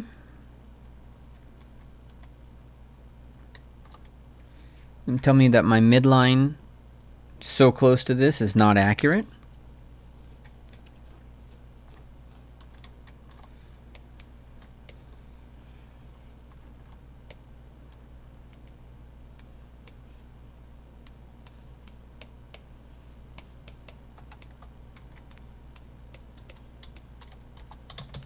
All right, so I'm going to look at this from the top. And I'm just going to cut that right there.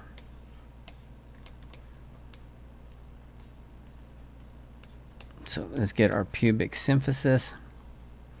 This is pretty straightforward, but let's confirm it.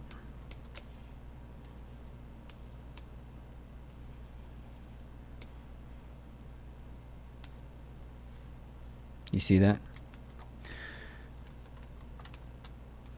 We'll come up. We're going to hit all the way there and then probably put the midline right there.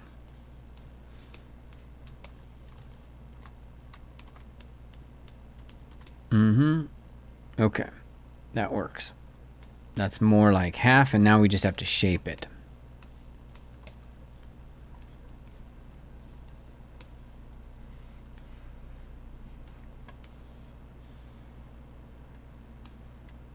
Wait, that doesn't make sense. So let's look at that. I'm going to develop this a little bit. Let's get nicer. Let's get the original.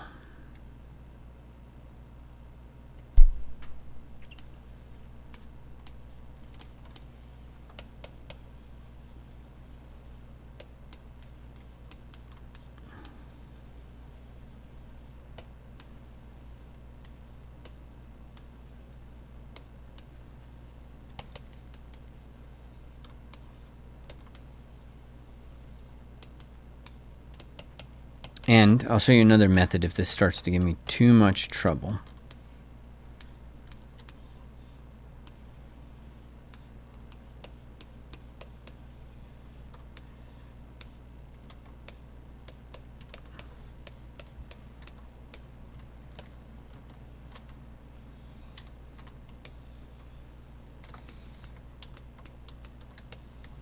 Yes, okay, good.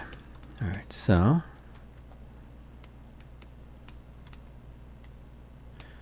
we'll say there, there.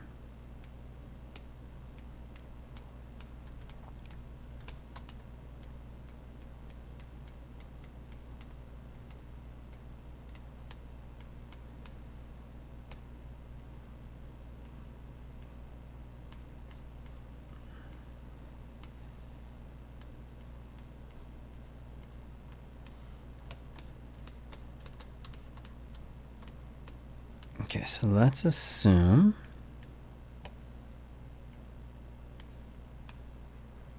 that we are looking at the rib cage roughly straight on right there.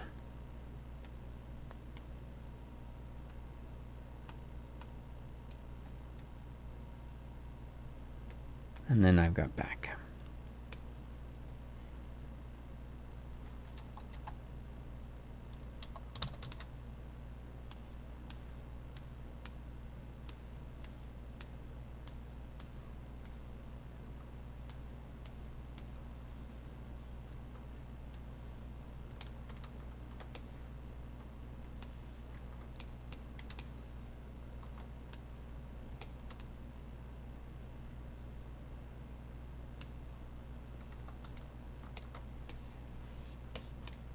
Still giving us trouble. Partly because of the mobility of this, and partly because of the mobility of this. And so one of the things we didn't do is go out and really establish that clavicle. So I think we're going to have to do that now. I'm going to call this, and I'm going to move a little faster now because I don't want to waste your guys' time. Everything I'm experiencing right now, though, is pretty par for the course when you go a little crazy. All right, so that's the clavicle. And then so the acromion process would be outside of that. Yeah.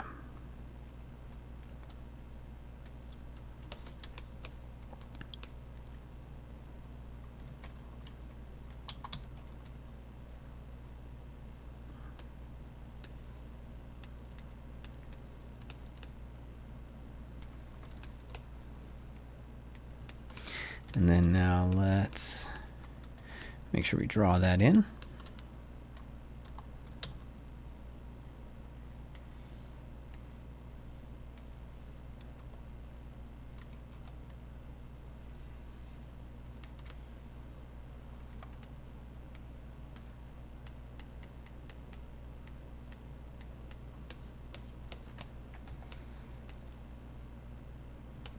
And so it's going to be right there.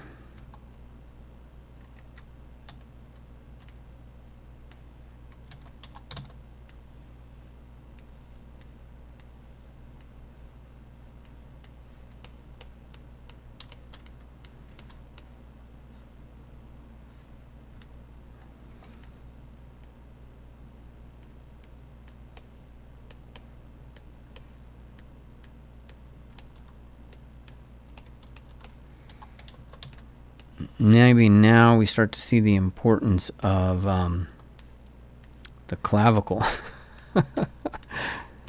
and that mass.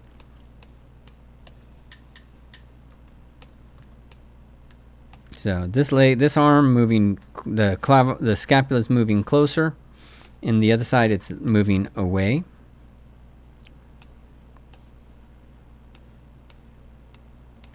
And I think we're actually okay. Let's just double check.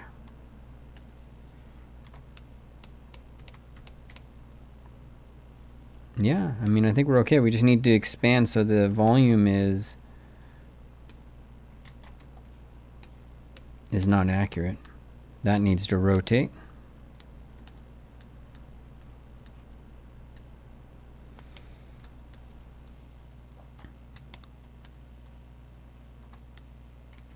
There, now we're getting a cleaner profile. And, you know, this may start to be confusing to you guys. I think I am moving quite fast.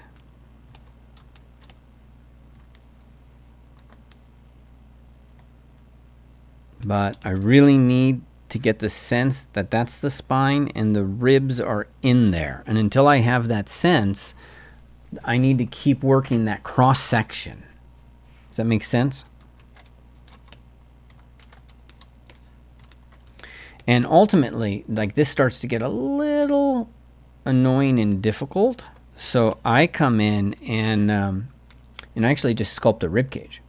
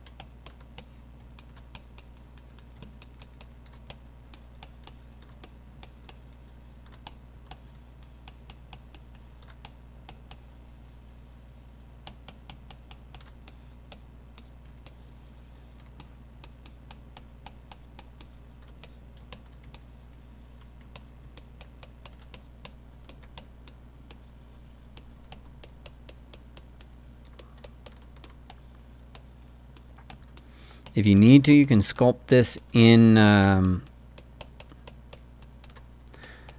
proper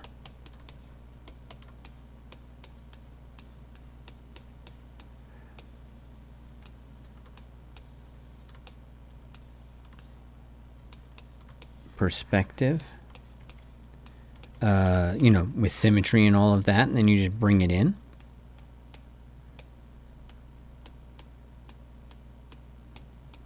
I'm okay the way I'm doing this, although it is a little messy. Okay. Now let's go document. Let's go right so I can see left.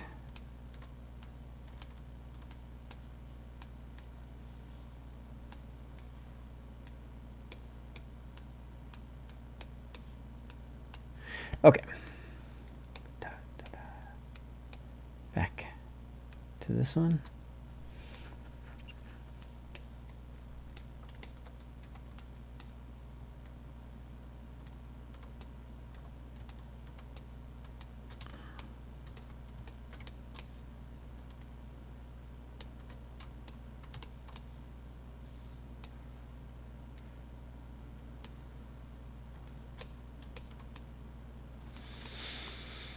This is the power, for me, this is the power of 3D. And then over time, you are able to internalize these all the better, to figure it out. But sculpting really is about problem solving. So, it's good that you have to go in and be like, all right, well, what's the structure there? All that good stuff.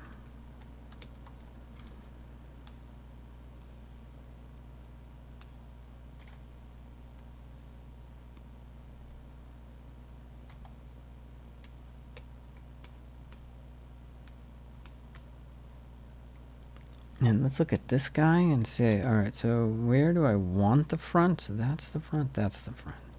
That's roughly where I want the front of that rib cage, yeah.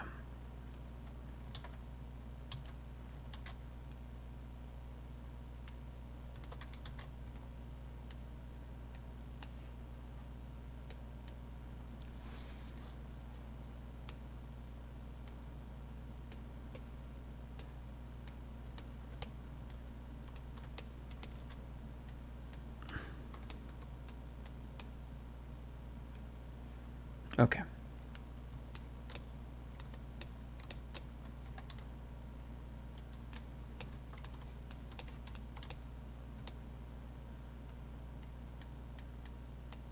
How are we doing, guys?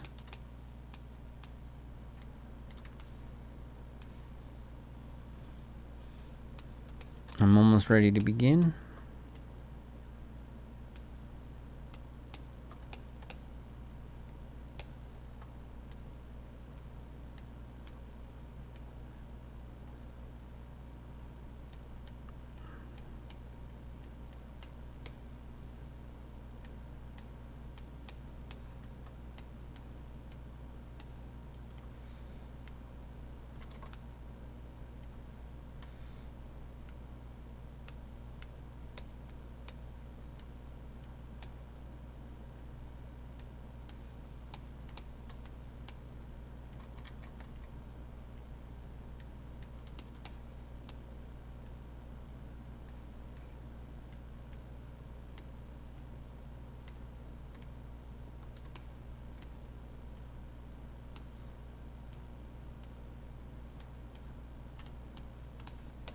Okay.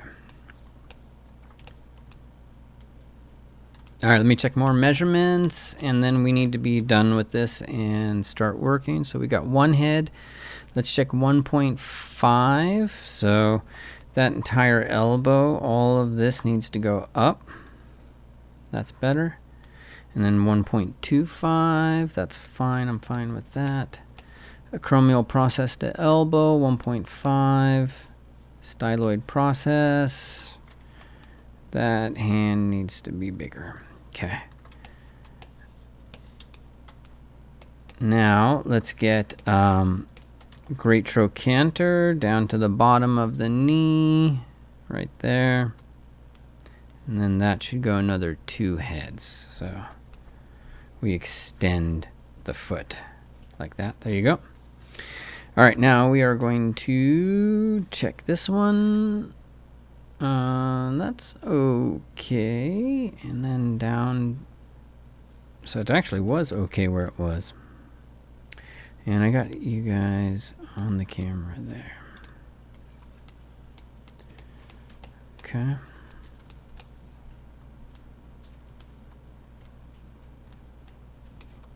All right, proportions roughly okay. Things are looking within range. Whew.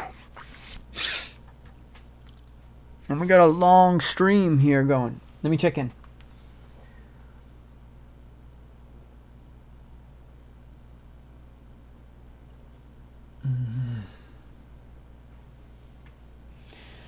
So my boss keeps showing me how good AI has gotten, and oftentimes he even thinks that some generated models are finished and ready for production, or that it needs just a little tweaking. How do I explain to him that he is wrong? I don't know. How do you explain to anybody that they're being stupid? I mean, part of being stupid is you're stupid. So, are you going to understand sense when you hear it? No, because you're dumb. You know, it doesn't mean you're going to be permanently dumb, but you are currently exhibiting a state of dumbness. And you know, it's hard. So, do you have your job on the line here in this particular case? You know, so that's a hard one. You know, because you can't actually say that you're being an idiot. But this whole AI conversation, like if it gets there, great, fantastic. It's not there. If you want me to spend 3 days trying to get it there and see how it works, I will try.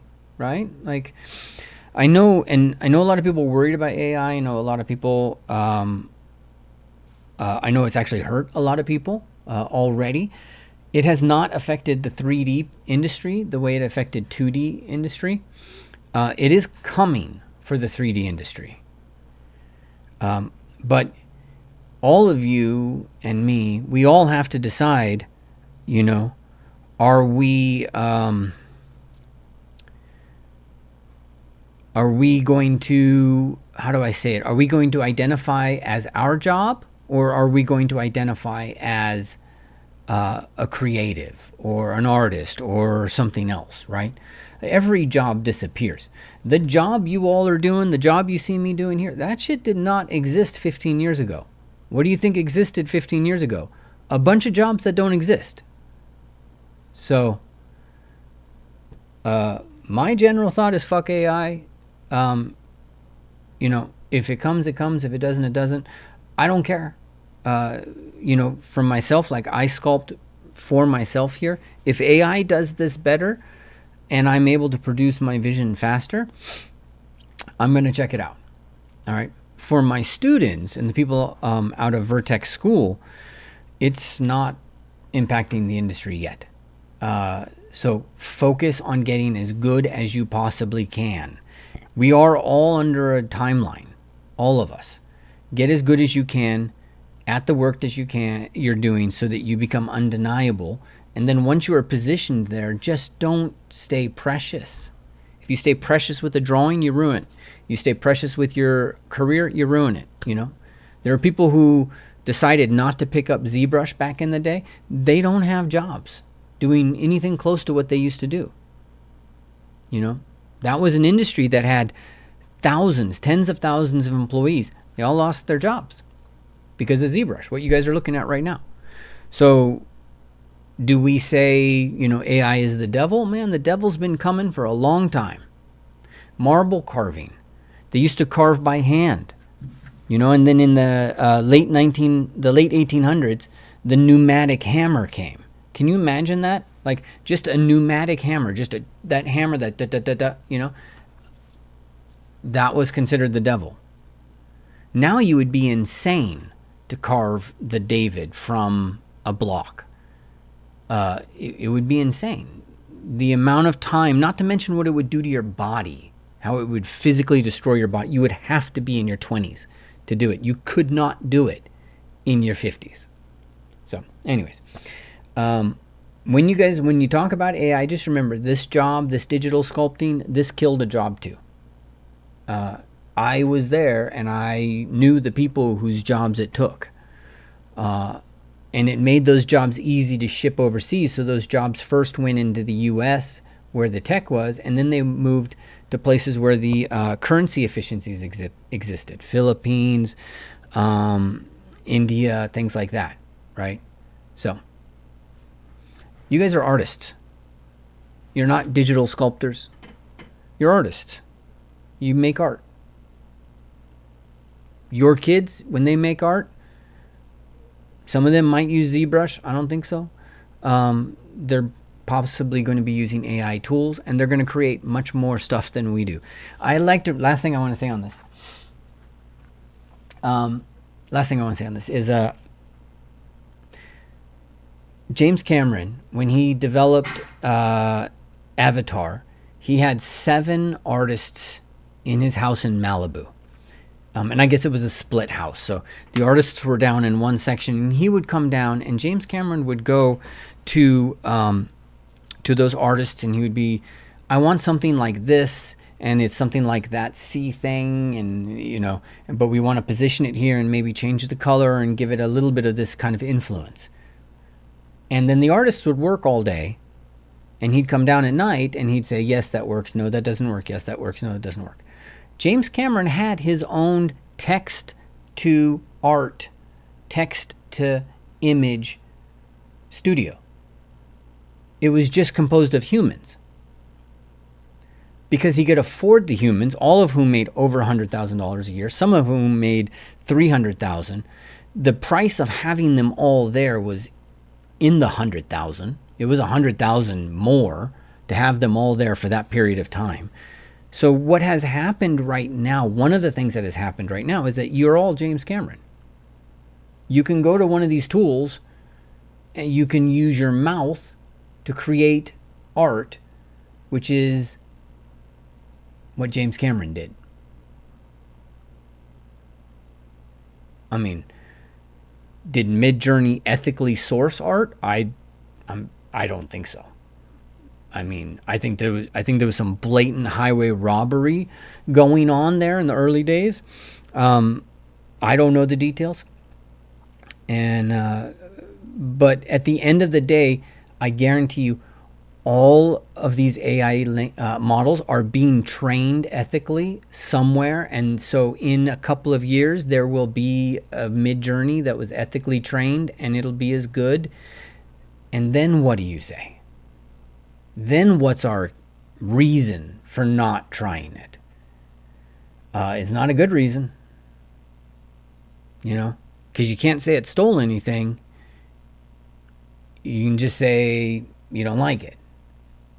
And you can not like it all the way to being out of a job, which is, I swear to this, I saw it happen to so many people. So don't identify with your job. Identify with your creativity. What do you want to say? The people that are going to grow the most from this and that are going to have the most benefit are going to be the people who have something to say. If you don't have something to say and you're just working for somebody else, that job goes away. But it was going to anyways. It didn't exist 20 years ago. This job did not exist 20 years ago, folks. It's all brand new. And it's going to be brand new again. All right, let's get on this. Okay. So as for your boss, my friend, hell, have him pay you to try to figure it out. That'd be great. And then after he spent $10,000 trying to figure it out and realizes he wasted his time, it ain't your fault.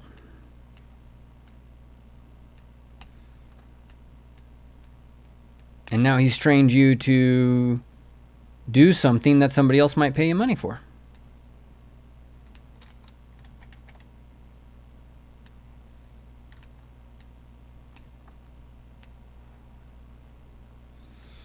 I'm not a fan of those legs, and so I would take a couple of days to figure that out. So let's go ahead and duplicate this. Not a couple of days. I would take a day to figure this out. I'm going to just cut them off.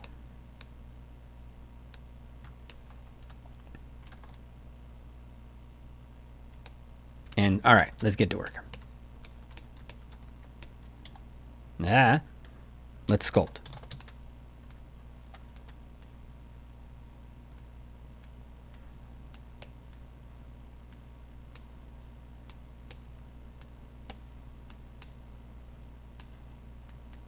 I'm going to turn perspective on. It's super annoying not to have that on.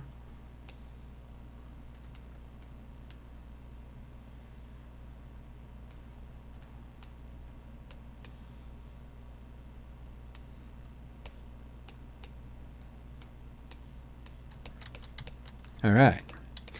All right. Let's do a little bit of, let's set up some polygroups.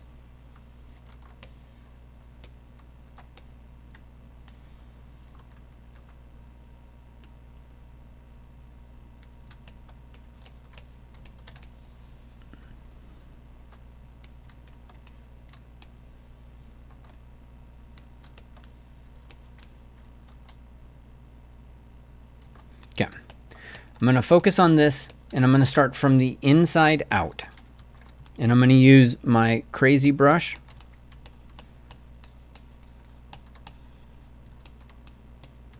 I'm going to set that clavicle, that sternum. Yeah, that's about good. Okay, I'm going to find my 8th rib on this side. Very important.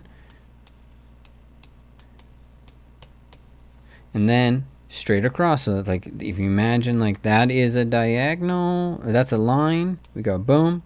You want to figure out what's the 90-degree angle.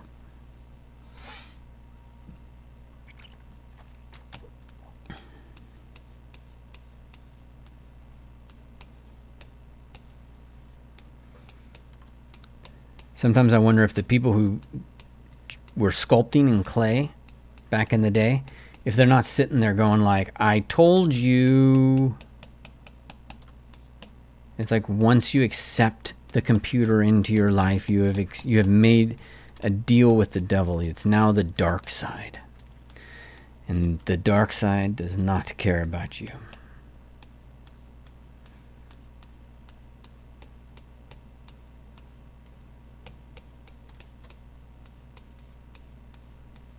They might even be laughing their ass off, to be perfectly frank. There were a lot of people that were really pissed off when ZBrush came out. A lot of people that embraced it, that just loved it. But there were a lot of people that were just like, what the hell? Like, we had a good thing going here, dude.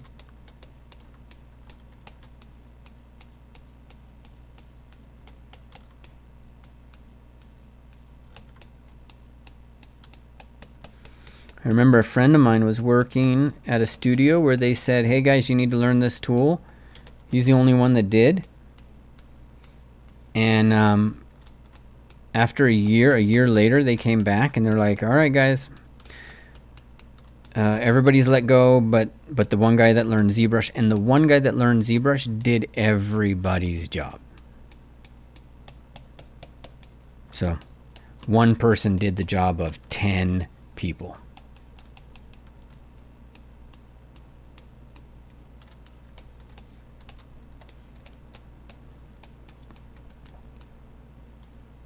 Do you see that line I'm making, guys? Line. These lines are really important. Easy to miss.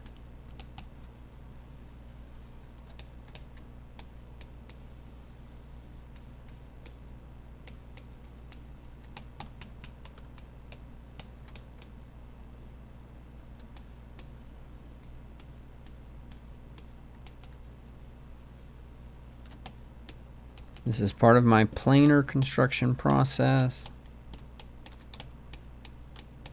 This is telling me that arm is too close. I need to really work that arm.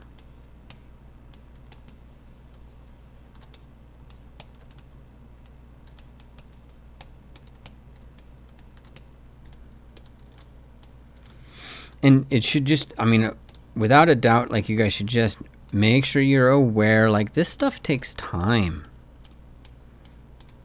Give yourself grace, give yourself time.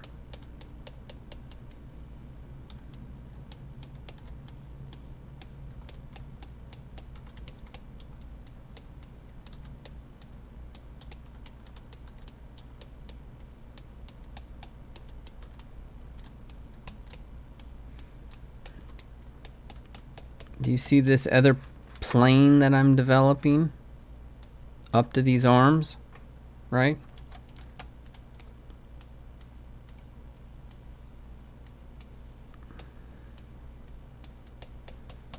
This constructive process, to me, like, it's just, once you get it, it's so powerful.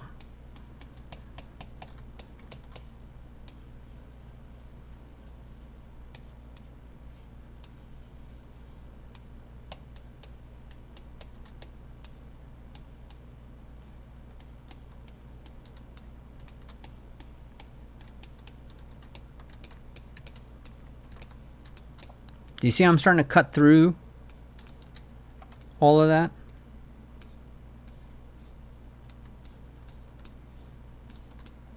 Like, just a little while ago, there was no hope.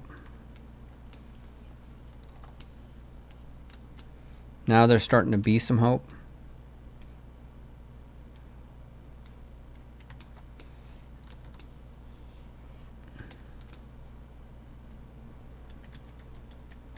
I do that, by the way, so I can see this, and then I'll make adjustments. I'll undo it and then make the adjustments.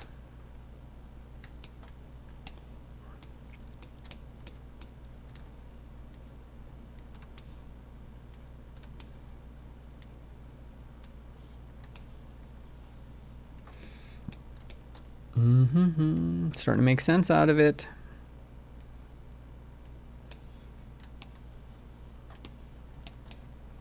Look at that, that's so exciting.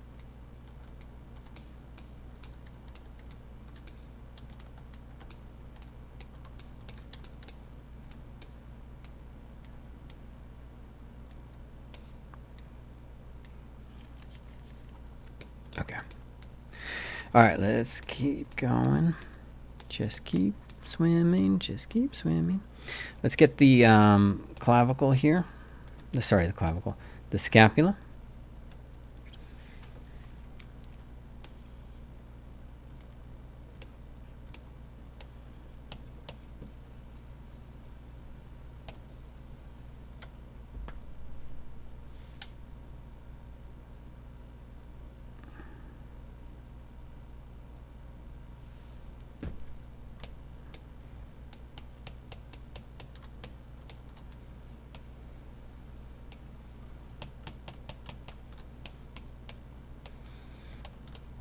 As I say in the arm lectures, it's really important to kind of keep in mind, like, I think of that scapula as just a box.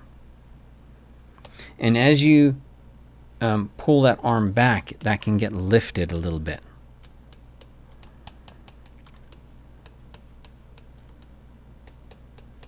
Of course, it's always important to have a little bit of a scan library to help you out with this kind of stuff, where it's like, all right, is that actually accurate in how I'm doing this?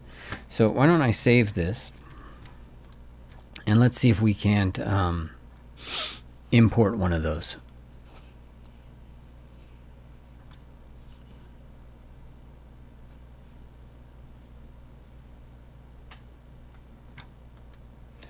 All right, so let's go here, import.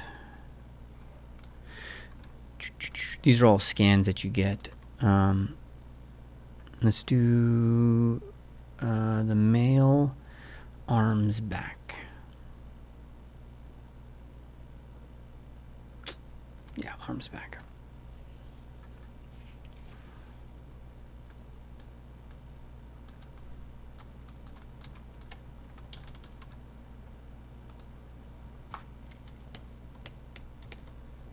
Okay, so bringing that arm back.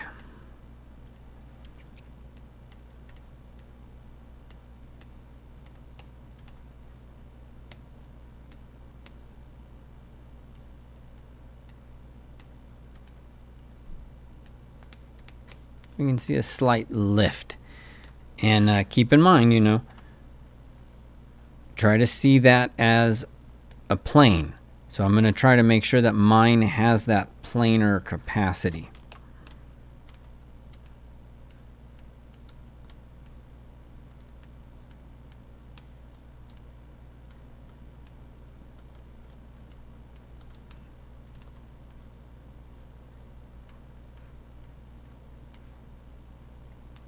There you go. And then what happens when an arm moves forward?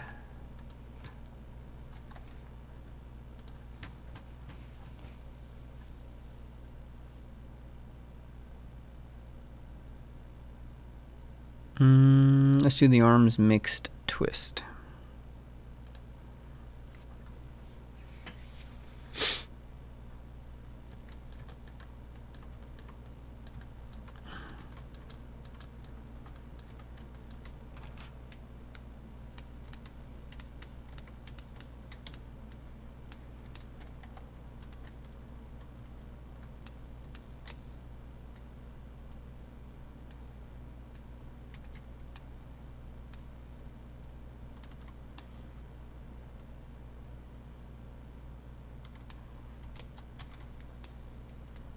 All right, let's go.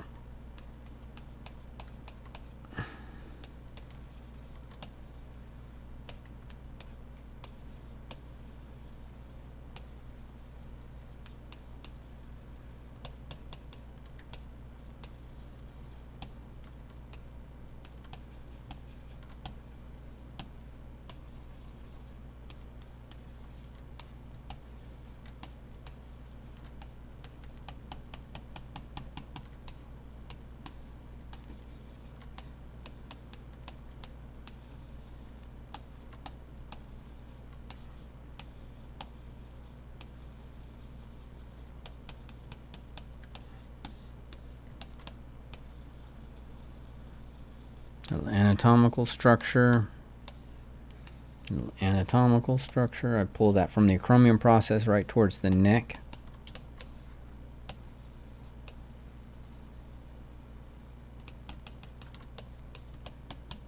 Right towards C7, right towards C7.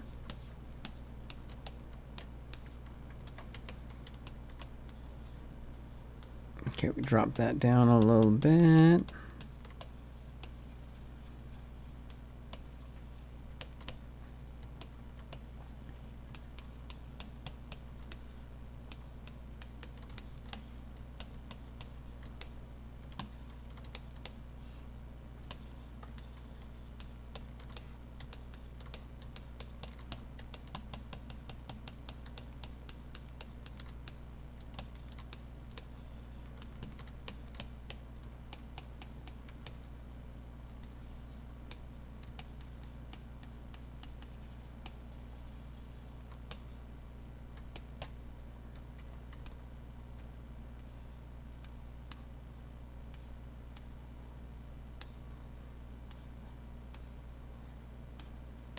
Establishing the armpit, trying to establish the armpit as a nice continual line.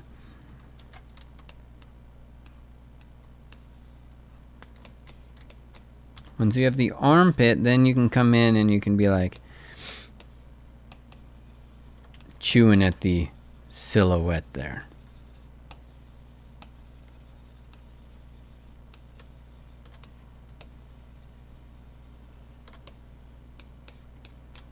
And again, we need planes. We really need to think about this. Where's the back plane?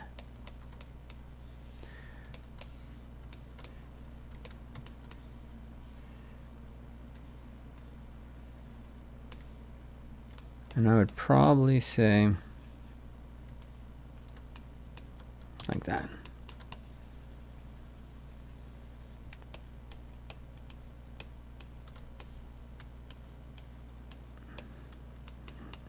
You'll see this in the arm tutorial that some of you guys have access to.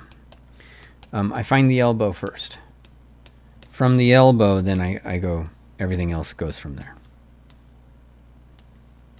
So let's find now this side plane.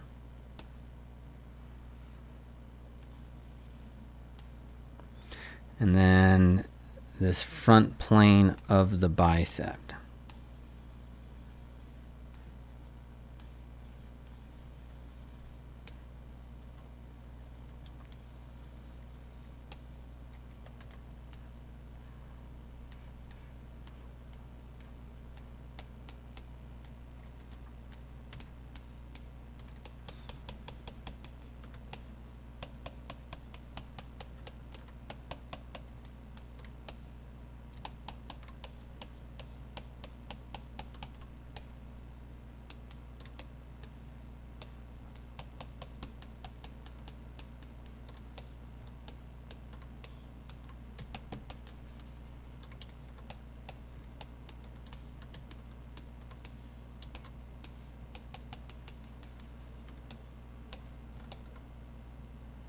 How do I figure out the orientation of the first block? I establish the elbow. Once you know the elbow, you know the lateral epicondyle, you know the medial epicondyle. And from there, and once you got one plane, you got them all.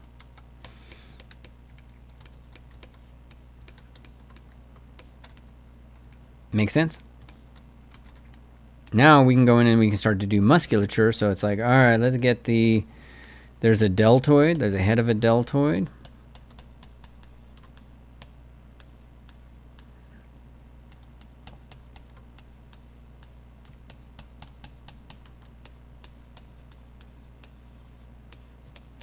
And then there's going to be the tricep that kind of cuts in.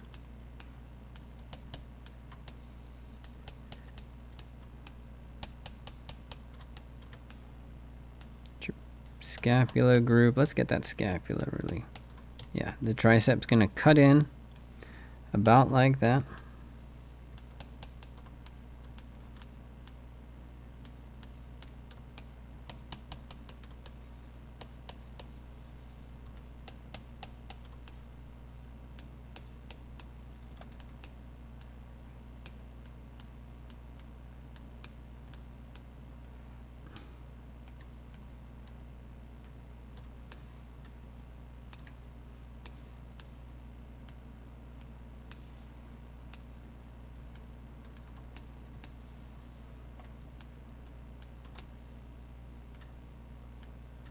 Get a little bit of a gesture in there.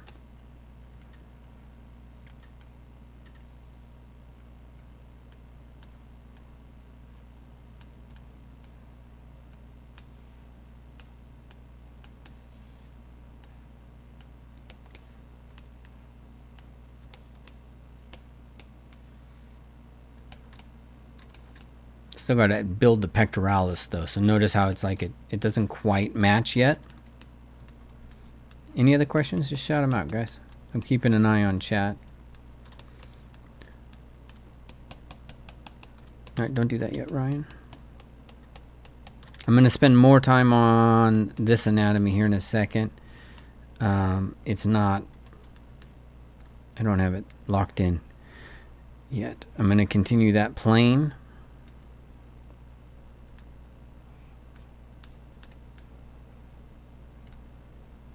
There you go.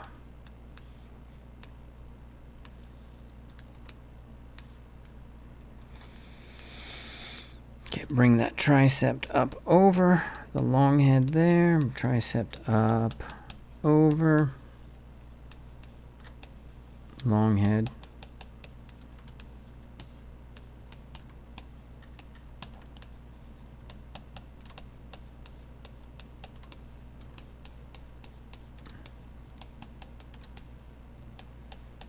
Separate the deltoid from the pectoralis. Then you can start to do musculature. Then you can start to build that bridge.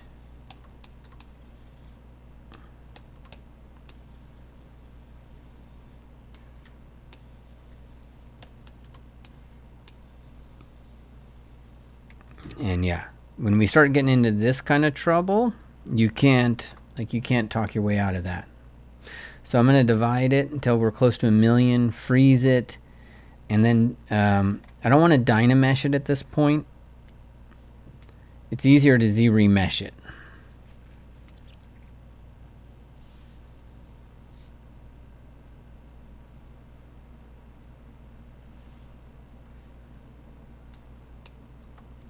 Well, I don't like that. Let's dynamesh it and then Z-remesh it.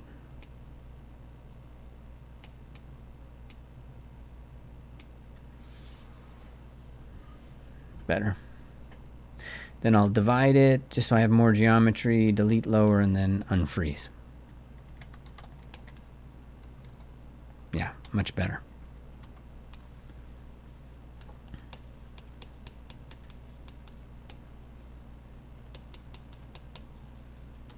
There's something else I want to talk about with the muscle groups here in a second.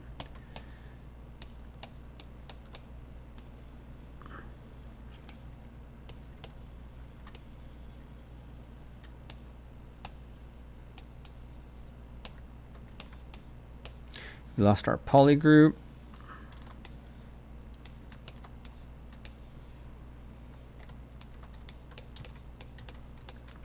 Okay, center line.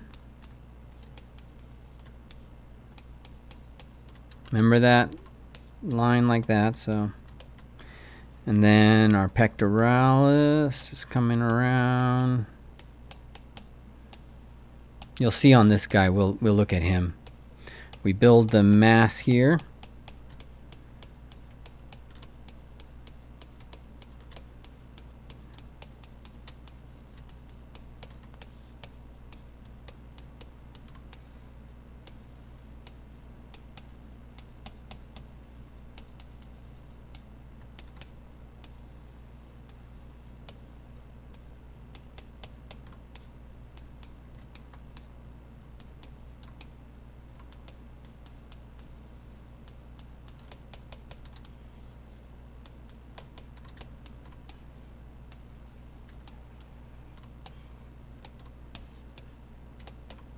Okay.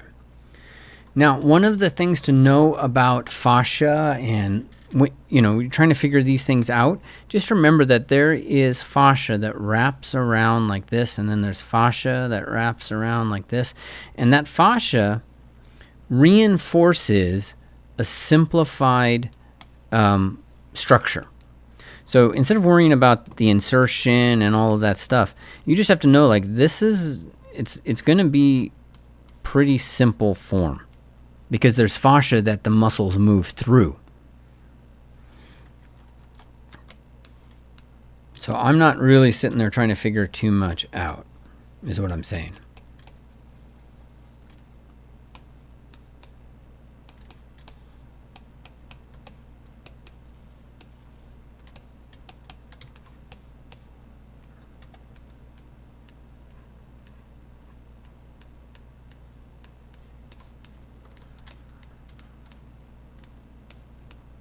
This is not right.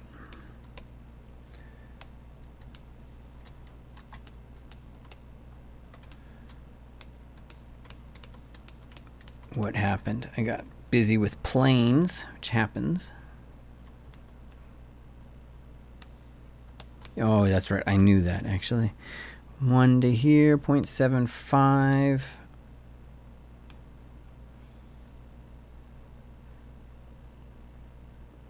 .75, and then right there we should have the acromial process.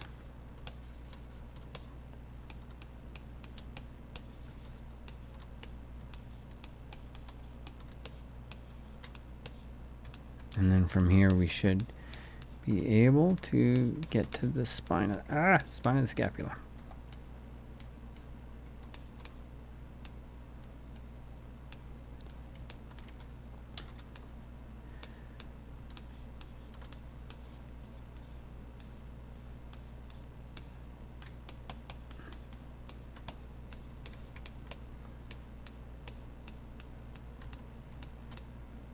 Okay, this one bunches up. Let's do our measurements. And then that one's going to escape a little bit.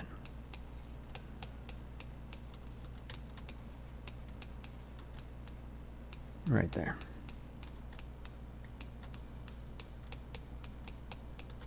Okay, and that's why that's looking a little wrong.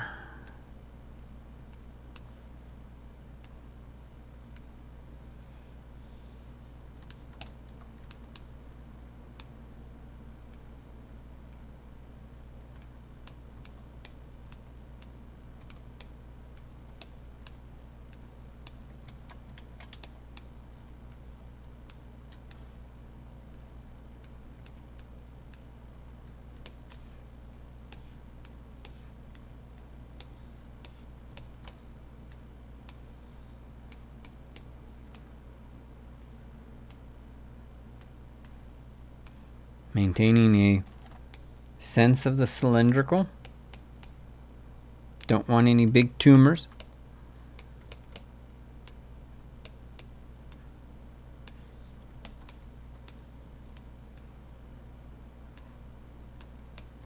And if we draw a 90-degree,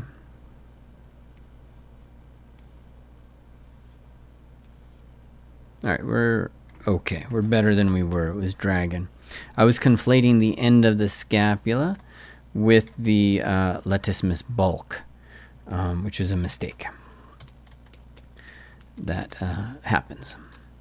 Okay. I'm going to pull a line across and down so that we separate out the serratus anterior. I'm going to pull that line down again. So you'll notice that there's a line and then a line. Serratus anterior, rib, erector spinae, external oblique. Serratus anterior, erector spinae, rib, and then there's going to be the oblique. Just follow the lines. The body is organized in a magical way, and so we want to look for these lines. We want to see them in the body. Try to discover your own lines, you know, for how things should be. And oh my God, we have been doing this for a while, have we not?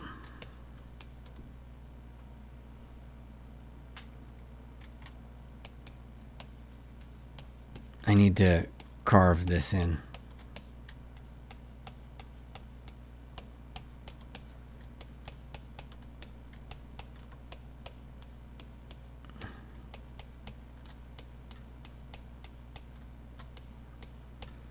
Lat.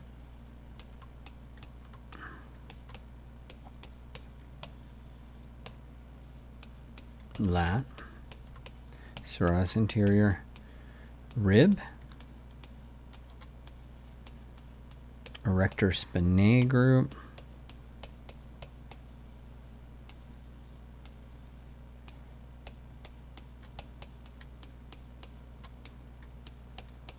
Rhomboid. Rhomboid. Say the name of the muscles as you sculpt them.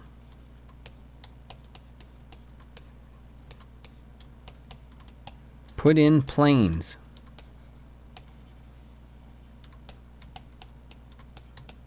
You see I'm dipping in right there?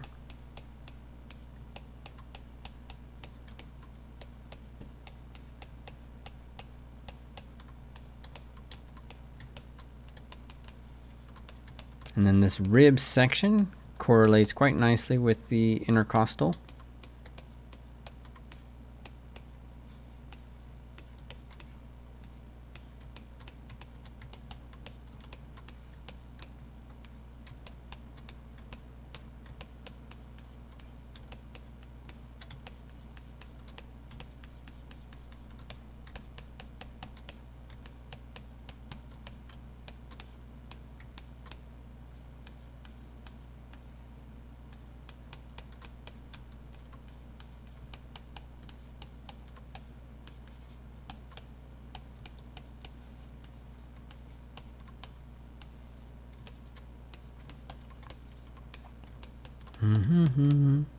Let's start working on this side.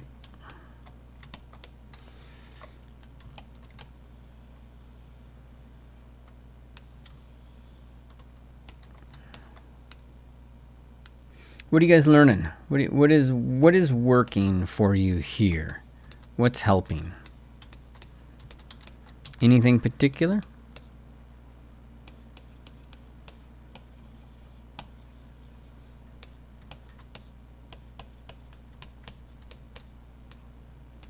-90°.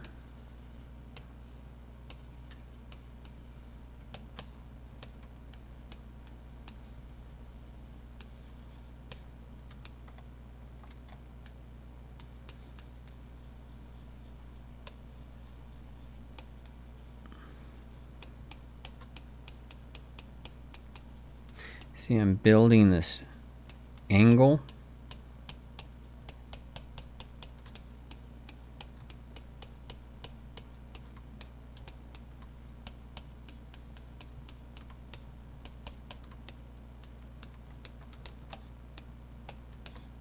Now, that's wrong.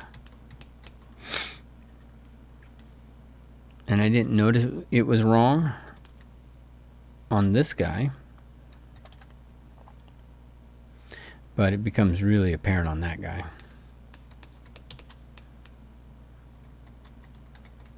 So, be patient with yourself.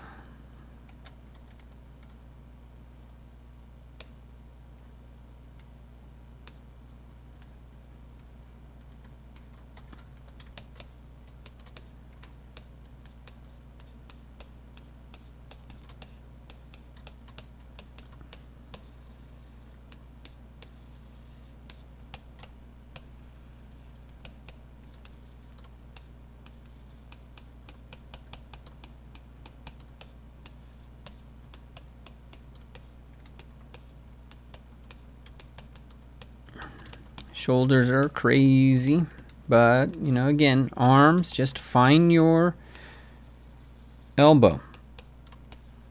Find your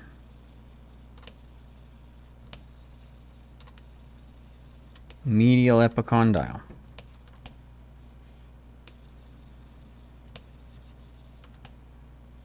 Find your lateral epicondyle.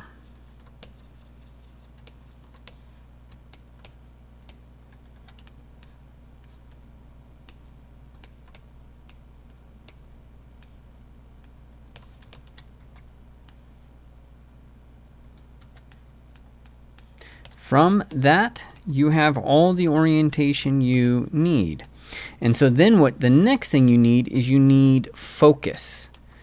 Because now your next thing is like, what's this? What's going on with these guys? And then you have to learn to focus. I don't know what's happening there.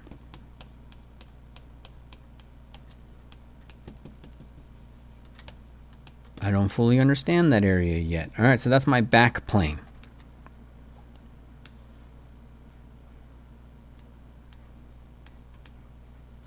I'm going to make a nice side plane here.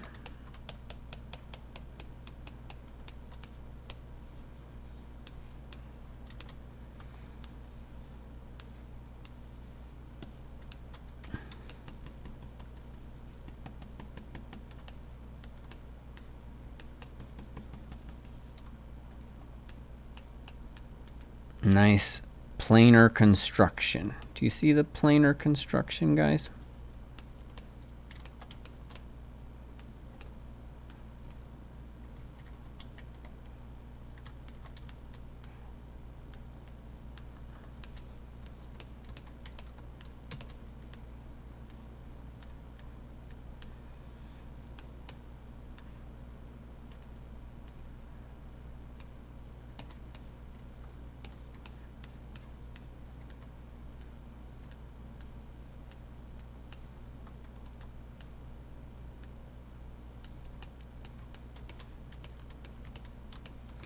Let's get this arm with the muscular mass. Oof. Now we talked earlier about how much you should do. I am going to actually have to stop. I can actually feel the carpal tunnel creeping up.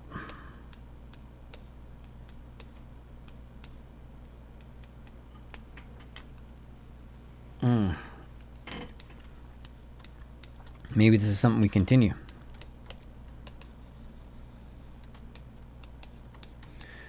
When it comes to the arm,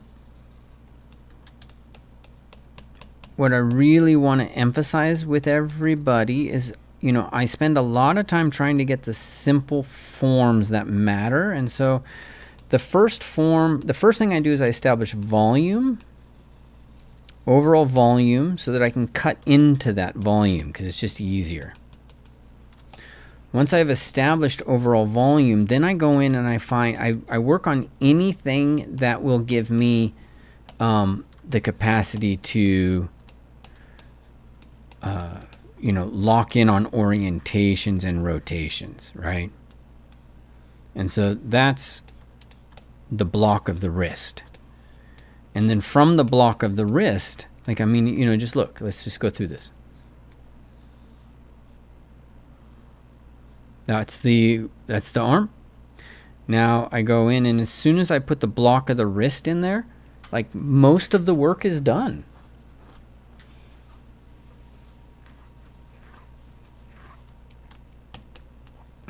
Somebody said you are that anatomy guy. Are there other anatomy guys?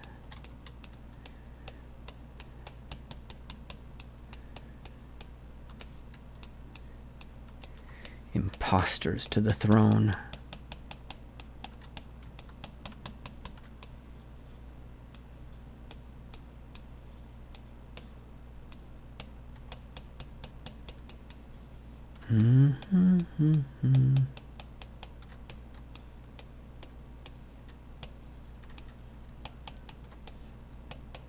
Ridge muscles, nice and planar.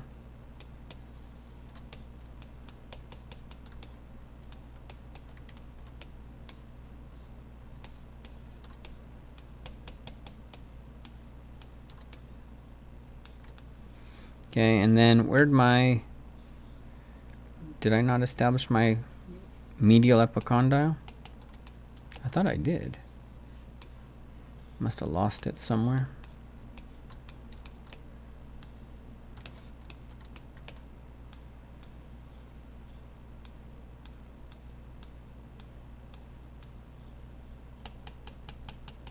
And then back to the wrist. Okay, so this is going to be all bulk. Then it's got to connect with the ulna.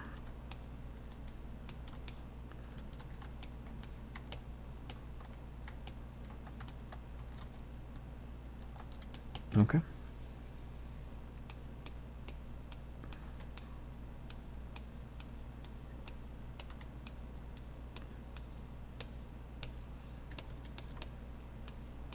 Ulna, flexor carpi ulnaris.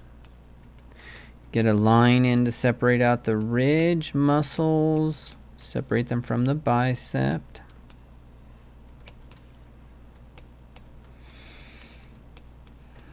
Pronator teres, all that other stuff.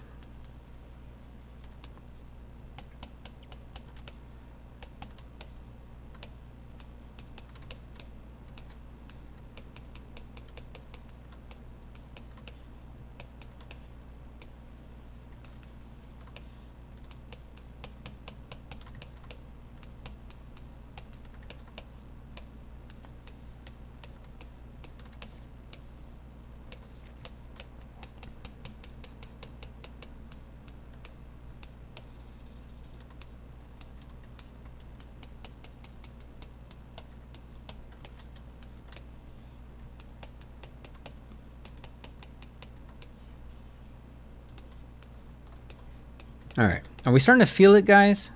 I think I'm starting to feel it. What do you guys think? I think we're kind of working it. Let me see if I have the half and half.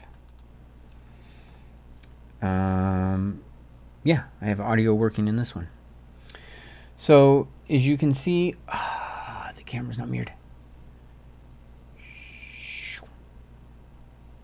Like, it's got the energy, right? And, you know, I'm exhausted, but I'm exhausted in like a really good way. Like, this is the kind of stuff that I love doing. You know, my wrist now, I gotta stretch. Sorry about that. I gotta do these stretches, right? Carpal tunnel comes not only here, but it also comes here. So make sure that you are stretching out that way, because this entire time my body's been hunched, monitors right there, and my shoulders in. So what that does is that causes the pectoralis over time to shorten, and then as it shortens, it pulls your shoulders in more, which pulls you in more, and then the next thing you know, you're 70 years old and you got a hump on your back. So go around and make sure you guys stretch, and just, this is the best one, arms out. And what I like to do is put like a dog, like I go walk with the dog, I put the dog leash in both hands, and then I just try to put my hands all the way around behind my back. First couple of weeks I tried doing that, is excruciating pain because I've sat like this for so long. If you're younger, ignore what I have to say. Your body's indestructible until you're not younger, and then it's not indestructible. All right. So how are we doing here? Let me see. Victim of progress. I'm sorry. I just see a bunch of pretenders to the throne, my friend. I've been doing anatomy since ZBrush became into existence.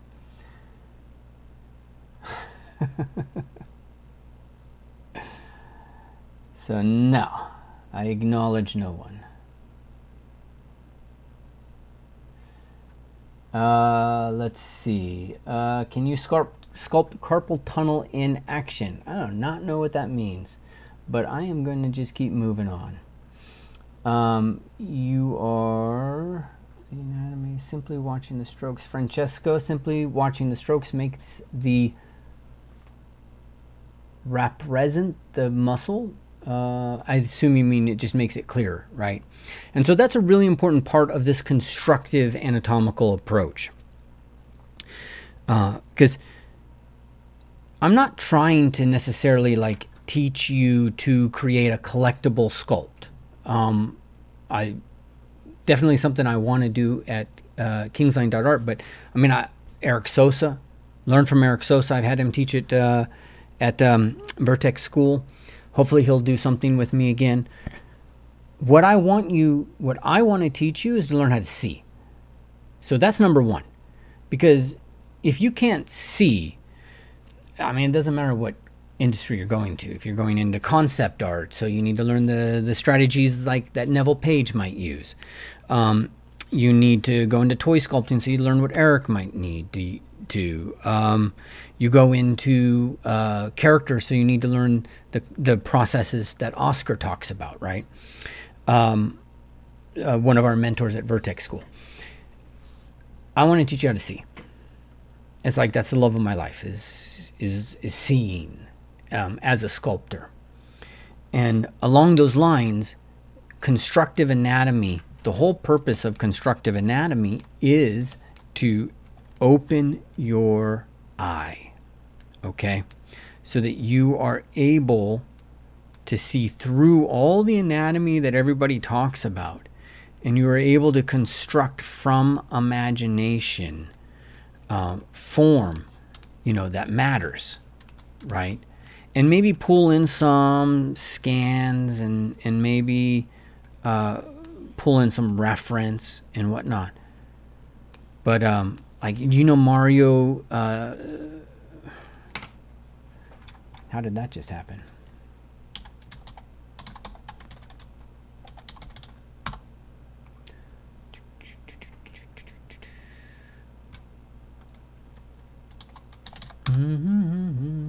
Mariano Steiner. Yeah, that's weird. It didn't come up the first time. So if you know Mariano Steiner,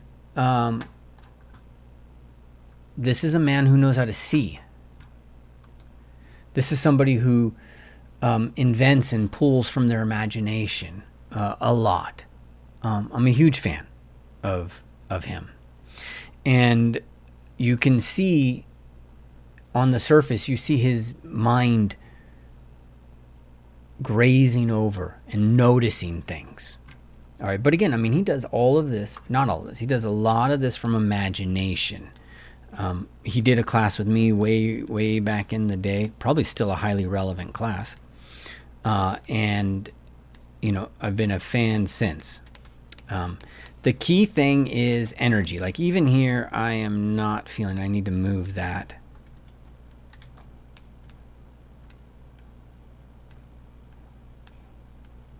I need to move that out. And I'm not entirely convinced with that position, but that's okay. And so if we bring up Mario one more time, when you look at his process, he will gladly tell you, like, he just sits down and starts working, and it's a couple of days and things just slowly resolve into something.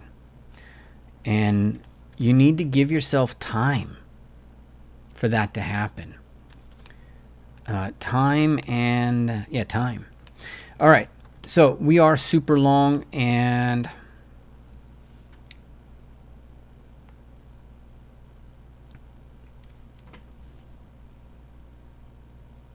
the elbow needs to rotate. That's what's going to give it more energy. Sorry, I know I was talking, but let's see if we can't give this more energy.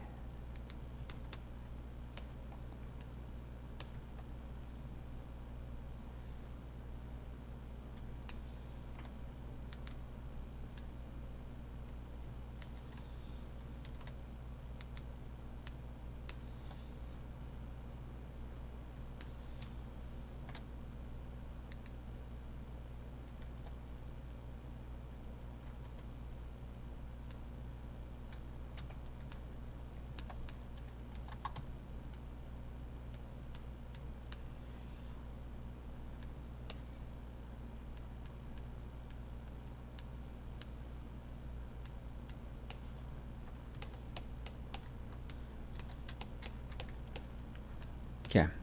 Still quite gestural.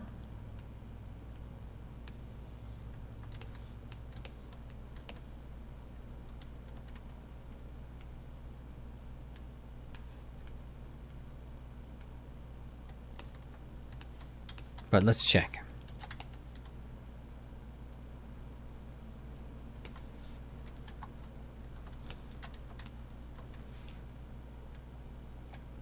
Yeah. A lot more energy. Lifting that elbow. Okay, let's look at him. Our model from the front.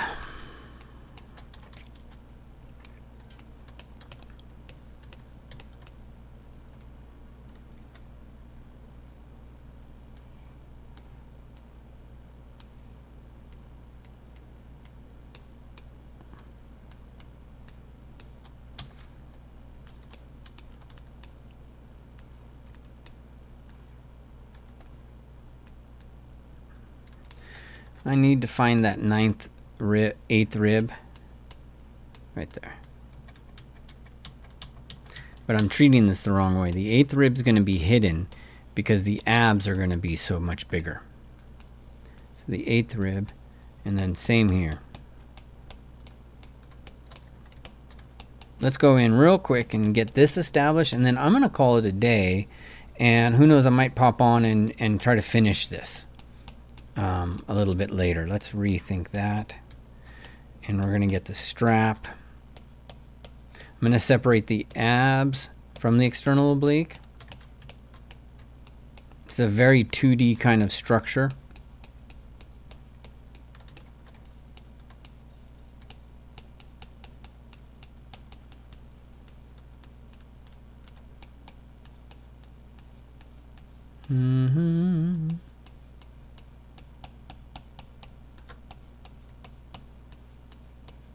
Do you see the still keeping the Grecian?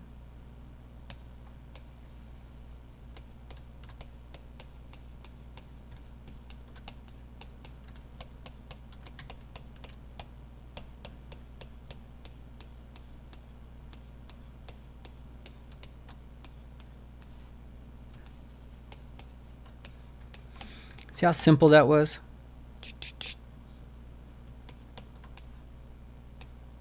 Just simple. Try simple first. If simple don't work, then you try something else, but try simple.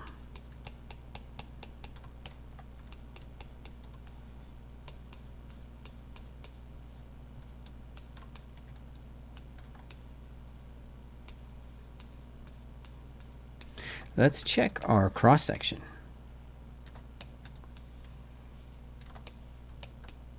That's not good. You see how this is kind of carving in? We really need that to have some volume right there. I mean, before I even made that stroke, it was worse.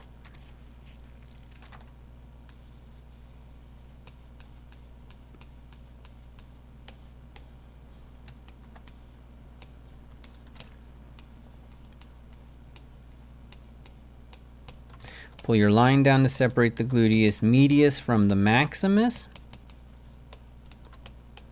The medius follows along with the, here, let's just look at the screen. The medius follows along with the wing of the ilium. And generally creates a nice little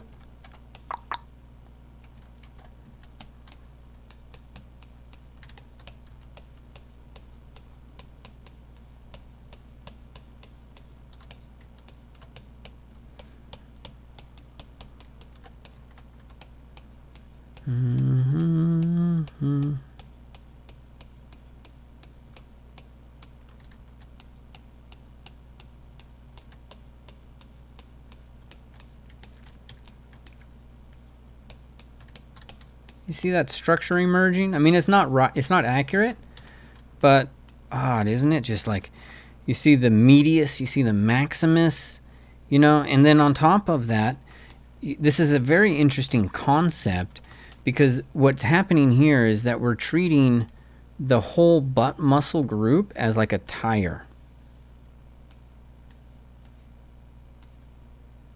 Right?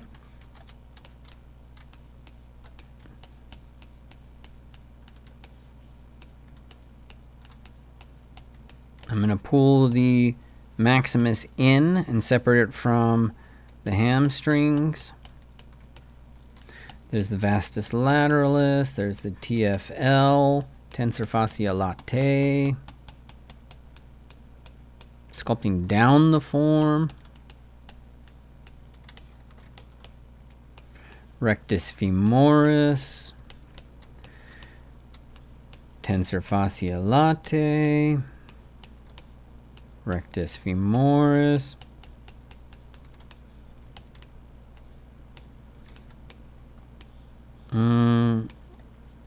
Is that where that is? I don't think that's where that is. Let's raise that up a little bit.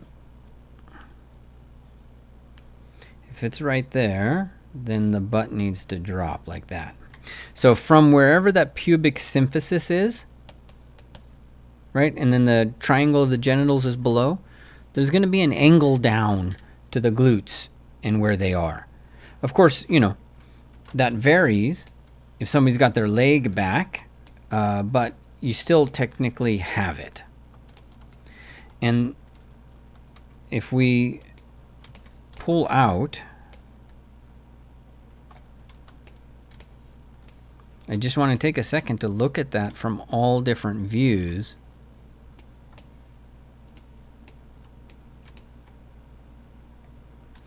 The front we need to accommodate now.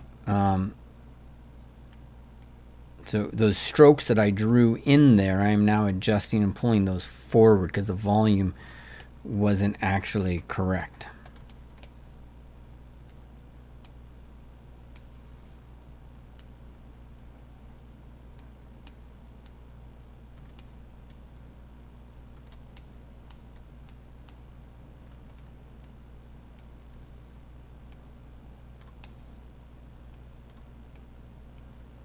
Ah.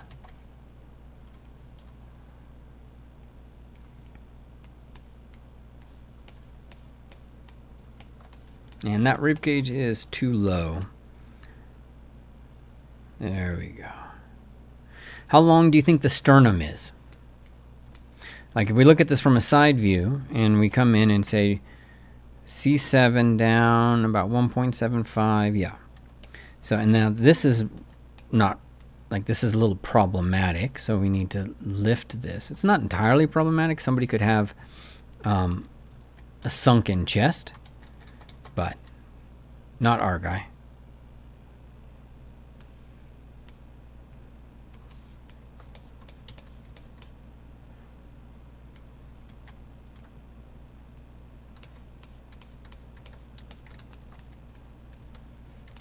This line's bugging me, so I'm gonna just cut that. And the the bicep is gonna wend its way this way, just so you know. The ridge muscles wend their way this way, and the flexors are just gonna come straight out.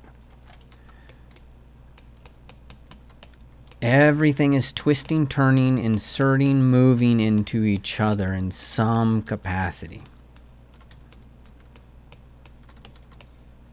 And what I want you to learn is how to construct the rhythm of the human body. Construct it like music.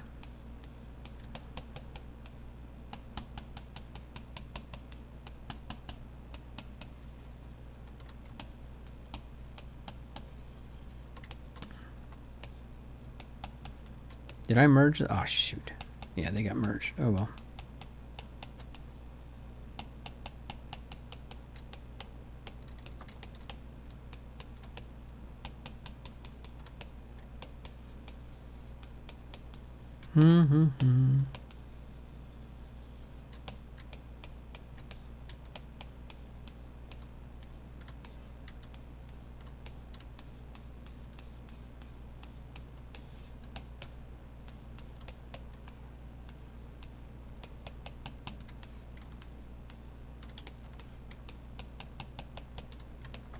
See how I square that out?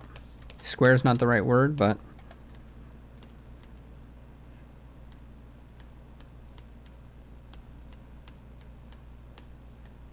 do I really need all of the insertion and the origin of the flexors and the extensors and understanding the ridge muscles? And do you really need all of that in your sculpt to have it look like it's got it?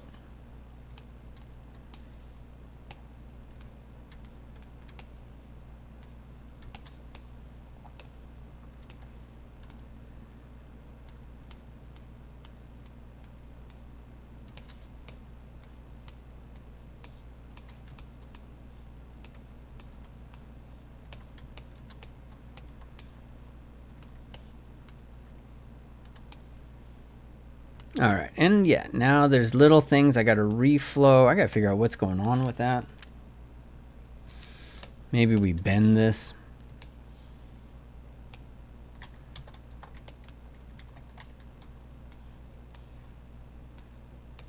And let's bring it in.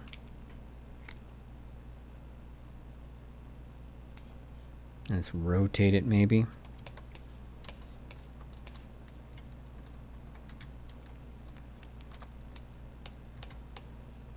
Yeah, lots more for us to do.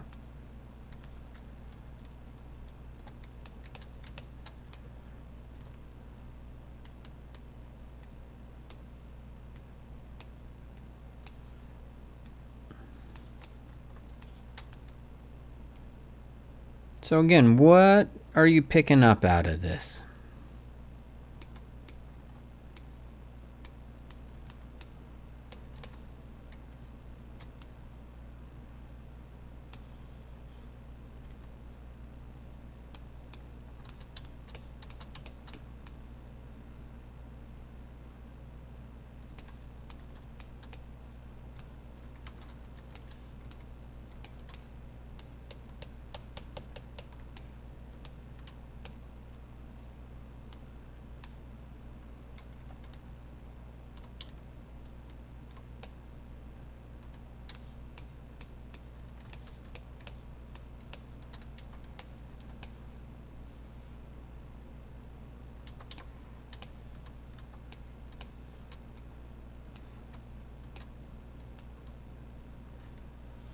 This view I don't like.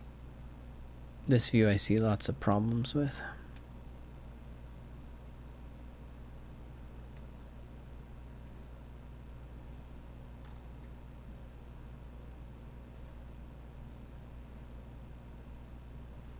Yeah, we got views that we need to work on.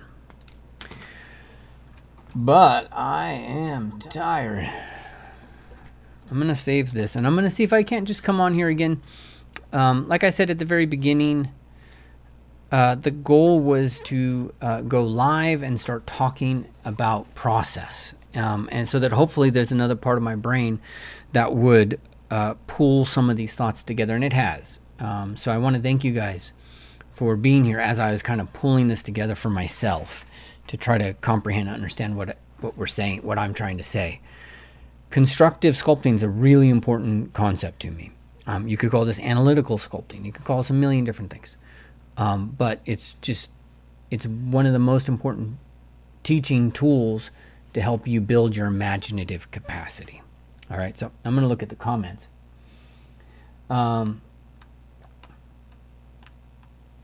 Let's see.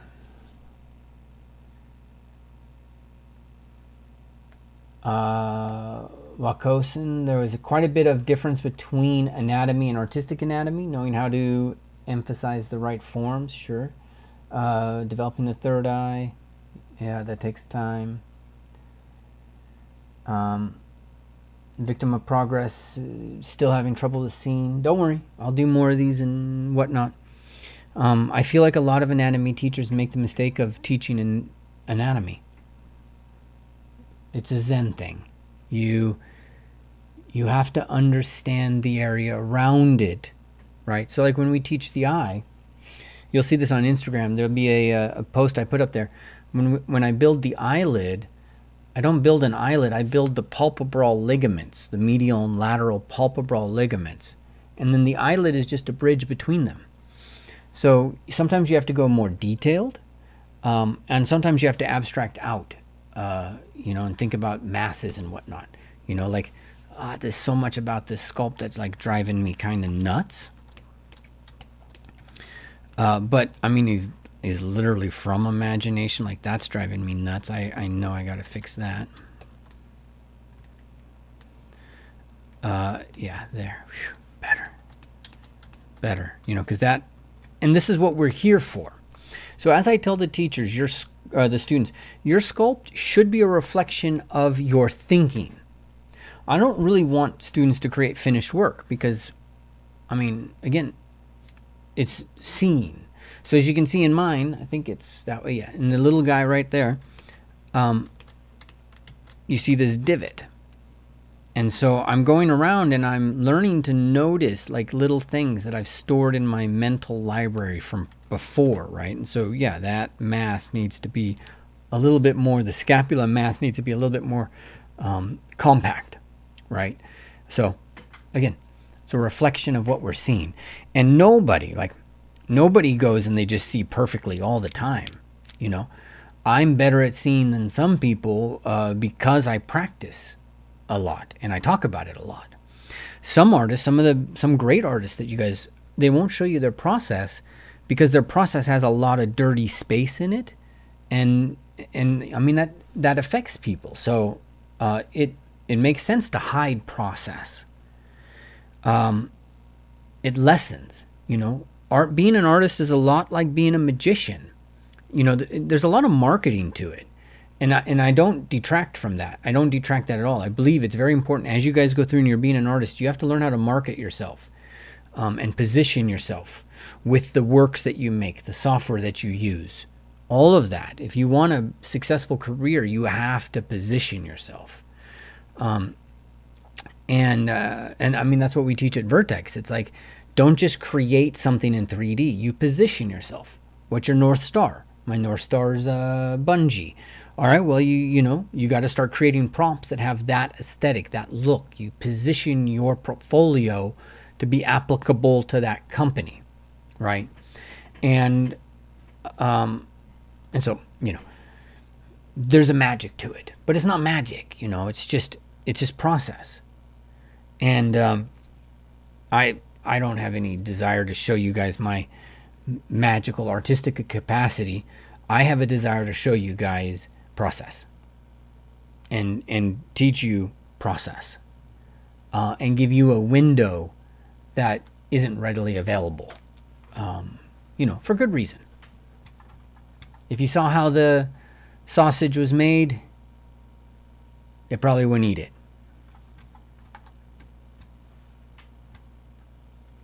All right, going through questions again, and then we'll head out. Would like to see a part 2 of this? No, yeah, absolutely, I'll do that. Raphael, I'd like to see how long it does actually take to work on sculpts like these. I do not like that question, Raphael. I do not like that question. I do not like that question. I do not like that question with ham. I do not like that question with green eggs. I don't like that question. It is a bad question. How long it takes, because it is a judgmental question. And I'm not worried about the judgment of me. I could give a shit. But it's a judgment of yourself. Stop judging yourself. Give yourself time. There is one thing that's going to make you good in this, guys, and that is that you have gone through the muck and you have put everything into it. If you're counting your pennies, why bother? Like, if you're counting your pennies, then please go be a financial analyst. Go do a job go learn AI, right? And learn how to use these tools. But if you're going to do this, don't count your pennies. Time is your penny. Don't count the minutes. Don't count the hours. Be grateful that you're doing it and put everything that you can into it and enjoy doing it. But for the love of Christ, do not count your pennies. Who cares how long it takes? Does it look good? That's your first dilemma. I tell this to students all the time. We, as an artist, you don't exist in the sphere. You don't exist unless your work is good enough to get recognition. You literally don't exist. So if you are looking to get a job in the industry, if your portfolio is not as good as those people already working, you don't exist for that company. So you might be able to do something faster. Can you do it better? As an artist, better is what's going to do it. If faster is what you're going for, you're going to be out of a job as soon as AI can do it. I used to say stuff like that 5 years ago, and it makes a hell of a lot more sense now. Now it's like, yeah, AI is coming for it. So if speed is the only thing you got going for you, you're going to be out of work. You need to have heart. You need to have love. You need to have a story. You need to have passion. You need to have craft. Time is the last thing you need. Of course I say that, and somebody gets a job and they're like, I can do this in a week, and somebody else can do this in 3 hours, and you're like, all right, I'll give it to the guy who can do it in 3 hours. But all that means is that you've got to be able to do it well, then you do it faster. Do it well, then faster. Don't conflate those, because you're going to just take longer. Slow is smooth, smooth is fast. Slow is smooth, smooth is fast. And then you just get faster from there.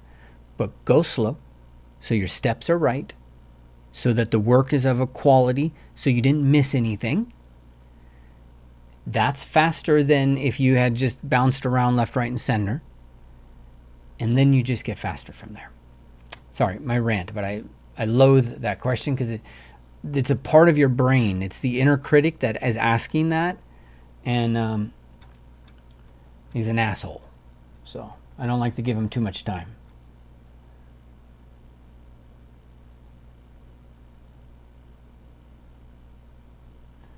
I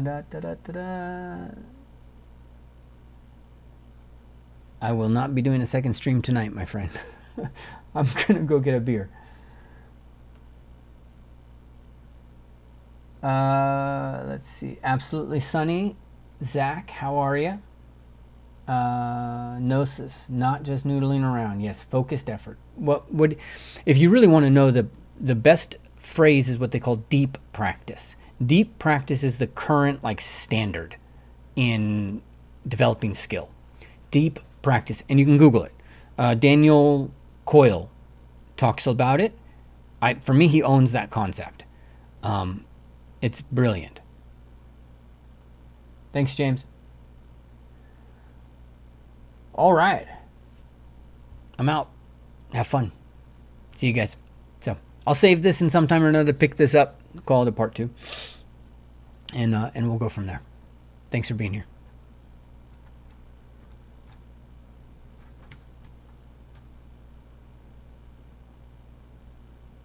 Thank you, sir.